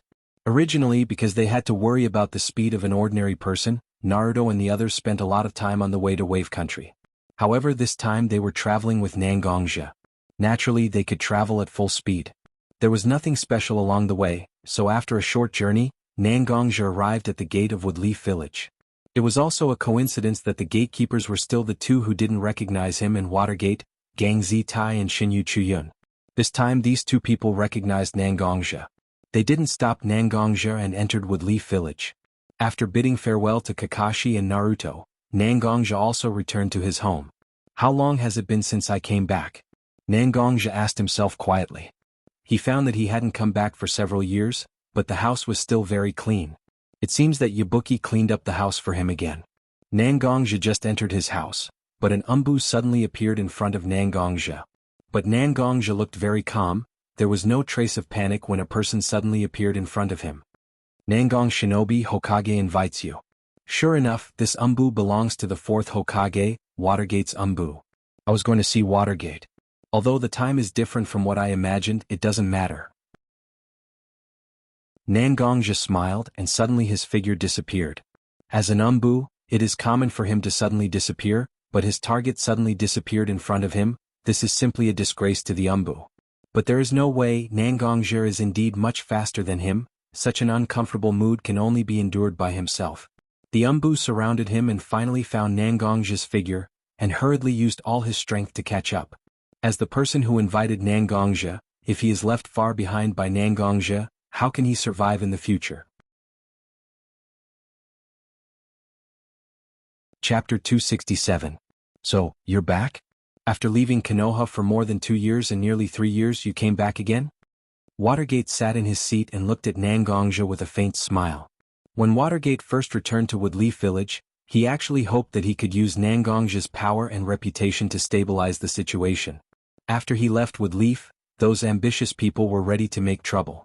At that time, Nangongzhi agreed to such a proposal. But to be honest, the most difficult period for Watergate in Woodleaf was the 2 years when Nangongzhi immediately came to Woodleaf. Whether it was the pressure from the higher-ups of Woodleaf or the fact that his child was column force from Nine Tails, Watergate felt that a part of him seemed to have collapsed under the heavy pressure. Watergate, I understand. My actions will definitely make you complain, and I'm prepared to be scolded by you. But now, what we should be concerned about is not my leaving without saying goodbye, but something more important. Do you understand? Nangongzhi looked into Watergate's eyes and said very seriously to Watergate. Watergate was actually a relatively open-minded person. When Nangongzhi said that there was something more important, Watergate quickly adjusted his state of mind. He stretched out his hand to Nangongzhi and said very politely, "In that case, please sit down. If there's anything important, tell me now." Nangongzhi looked around at the dark corners. Watergate also understood Nangongzhi's meaning. He waved his hand to the dark corners and said, "You guys go back first. You guys can leave first. Nangongjiaonan won't cause any harm to me." When Watergate's voice fell, several figures also rushed out from the dark corners. Obviously, these people were Watergate's direct Umbu, responsible for Watergate's safety. Nangongzhi saw that there was no one except himself and Watergate, so he nodded and sat on his chair. He seemed to be thinking about his words for a while and finally he spoke. Woodleaf's Chunin exam this time will have a huge change. When Watergate heard the term Chunin exam, he was also faintly surprised. Originally, the Chunin exam was just a very ordinary exam, but this time's Chunin exam was different from the usual ones. After the Nine Tails attack on the village and Watergate's resignation for several years, the daimyo of the Land of Fire were quite dissatisfied with Woodleaf. Such dissatisfaction was reflected in the various policies of the daimyo of the Land of Fire towards Woodleaf. Such behavior undoubtedly made Woodleaf suffer a huge loss. And this Chunin exam was actually planned by Watergate to let Woodleaf's new strength shine in front of the daimyo of the Land of Fire, so as to repair the gap between the daimyo of the Land of Fire and Woodleaf's distrust. Now, such an important thing was said by Nangongzhi. It really made Watergate feel very uncomfortable. Changes? From inside or outside? Watergate asked Nangongzhi. Since Nangongzhi's purpose of returning to Woodleaf was to tell him information, Watergate also asked directly. No matter what Nangongzhi may ask for, as long as Watergate can get the information he wants, can't he? Seeing Watergate's meaning, Nangongzhi also smiled slightly. What if I say, both? When Watergate heard Nangongzhi's words, he had a look of understanding on his face. Indeed, if such a plan didn't have any spies in Woodleaf, even if Nangongzhi dares to say it, Watergate wouldn't believe it. It seems that you have a goal in mind? Seeing Watergate's face return to normal, Nangongzhi said to Watergate. You've already said it to this point, how can I not think of it? The information of the Chunin exam was announced not long ago, but there are only a few invited guests. The supporters of Woodleaf, the Fire Country and the Kazekage of Sunagakure, who cooperated with Woodleaf to hold the Chunin exam. If I were an enemy, I would definitely start with these two people. Because even if Woodleaf knows that these two people have problems, there is no way to directly start with them, right? As for the inside of Woodleaf, there are only a few people who can have the intention to cover up hostile people in the Chunin exam. It's nothing more than the two leaders of the Elder Group, Zhuan Shaochun and Mito Monitis, the 3 generations Hokage, and the actual leader of the root organization, Shimura Danzo. When the name Shimura Danzo was mentioned, Watergate's eyes suddenly flashed with light. Finally, Watergate understood why Nangongzhi returned to the village so anxiously, and even told him this information without any conditions. Everything is because of Danzo. Although the direct conflict between Nangongzhi and Danzo happened when Watergate left the village, the Umbu of Hokage still has information about these things. Although it's a bit vague, these things between Danzhou and Nangongzhi can still be seen. As long as Watergate can find anything about Danzhou's involvement in the Chunin exam, there is no doubt that Watergate can use various means to weaken Danzhou's power. As long as Watergate can be ruthless, it's not impossible to directly remove Danzhou's position in Woodleaf. Over the years, Danzhou has used some insidious means against Watergate. Even Watergate is not willing to let go of such an opportunity to punish Danzhou. It seems that you already know why I'm here? Nangongzhi knew that Watergate must know why he came back to Woodleaf, so he continued, "In fact, I still like Woodleaf very much. After all, I have lived here for many years and even fought for such a village for many years. If there is a slight possibility that Woodleaf can guarantee the safety of the people I cherish, I won't take my sister, Mishiro and little Linger away from Woodleaf. Everything started because Danzhou wanted to do something to me. I have thought countless times, if Danzhou really lost his ability to cover the sky with one hand, would I bring my family back? I found that I really want to bring my family back. This information is an opportunity to transform Woodleaf and become less sick. I believe that you, Watergate, love such a village more than I do. You can also see that Konoha is slowly decaying at this moment. Do you want to cut off a piece of rotten meat from Konoha's body, or let Konoha, this big tree, wither? I look forward to Watergate making the right choice."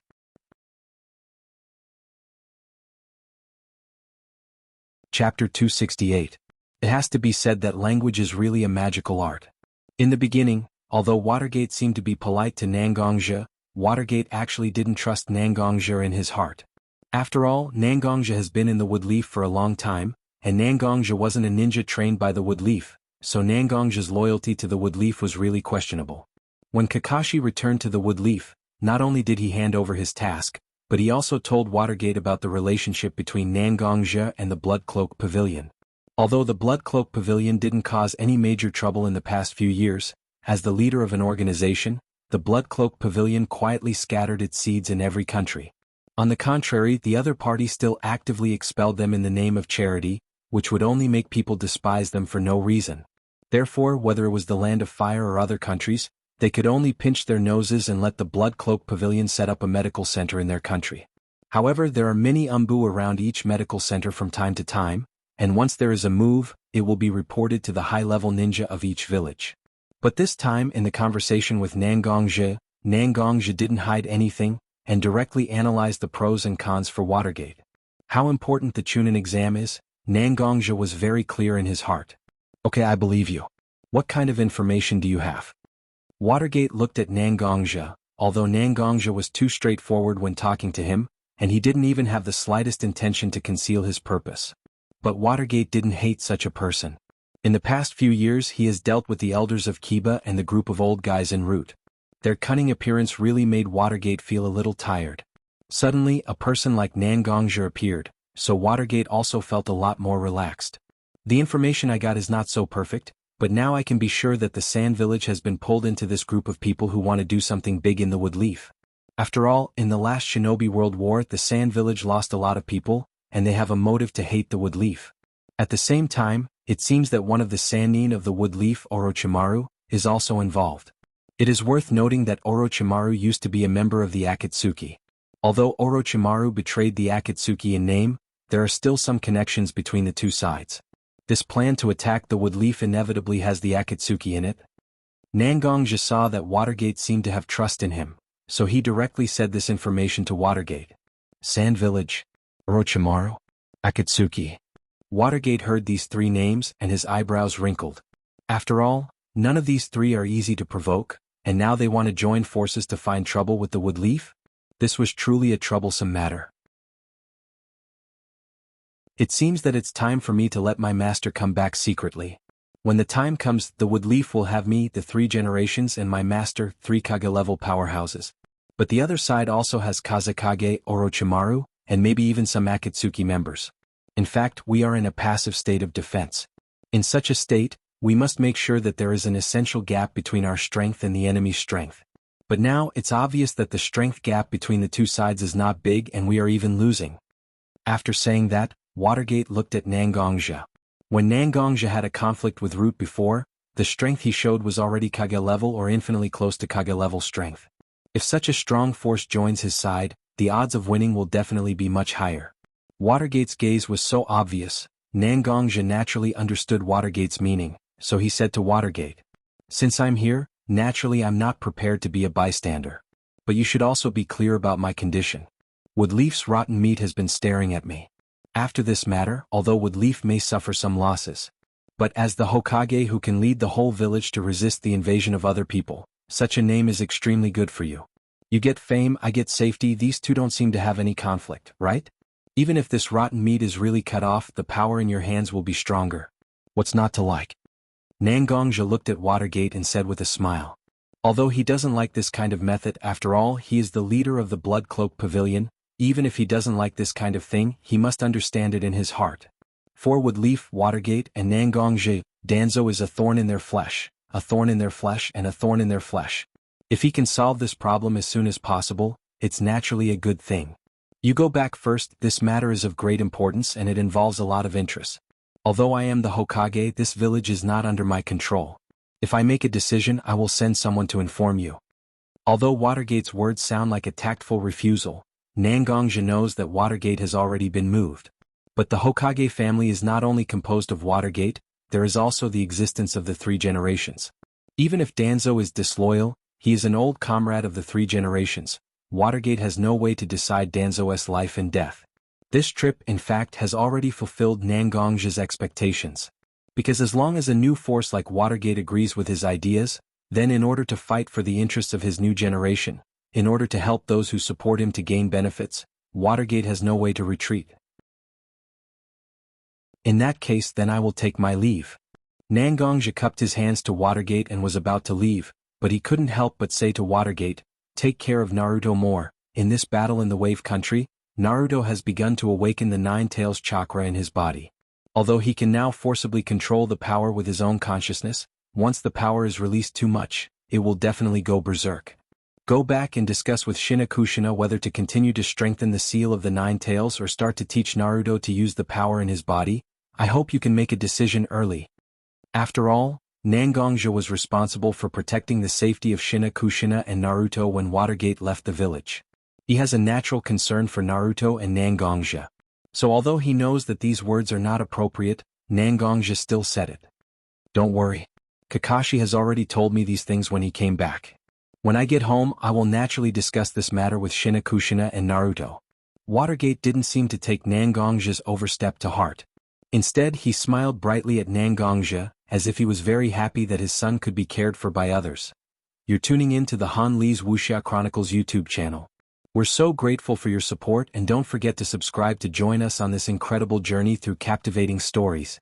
Your generosity through donations truly makes a world of difference, as it's the primary source of revenue that allows me to expand and enhance this channel for you. Thank you from the bottom of my heart for being a part of this adventure.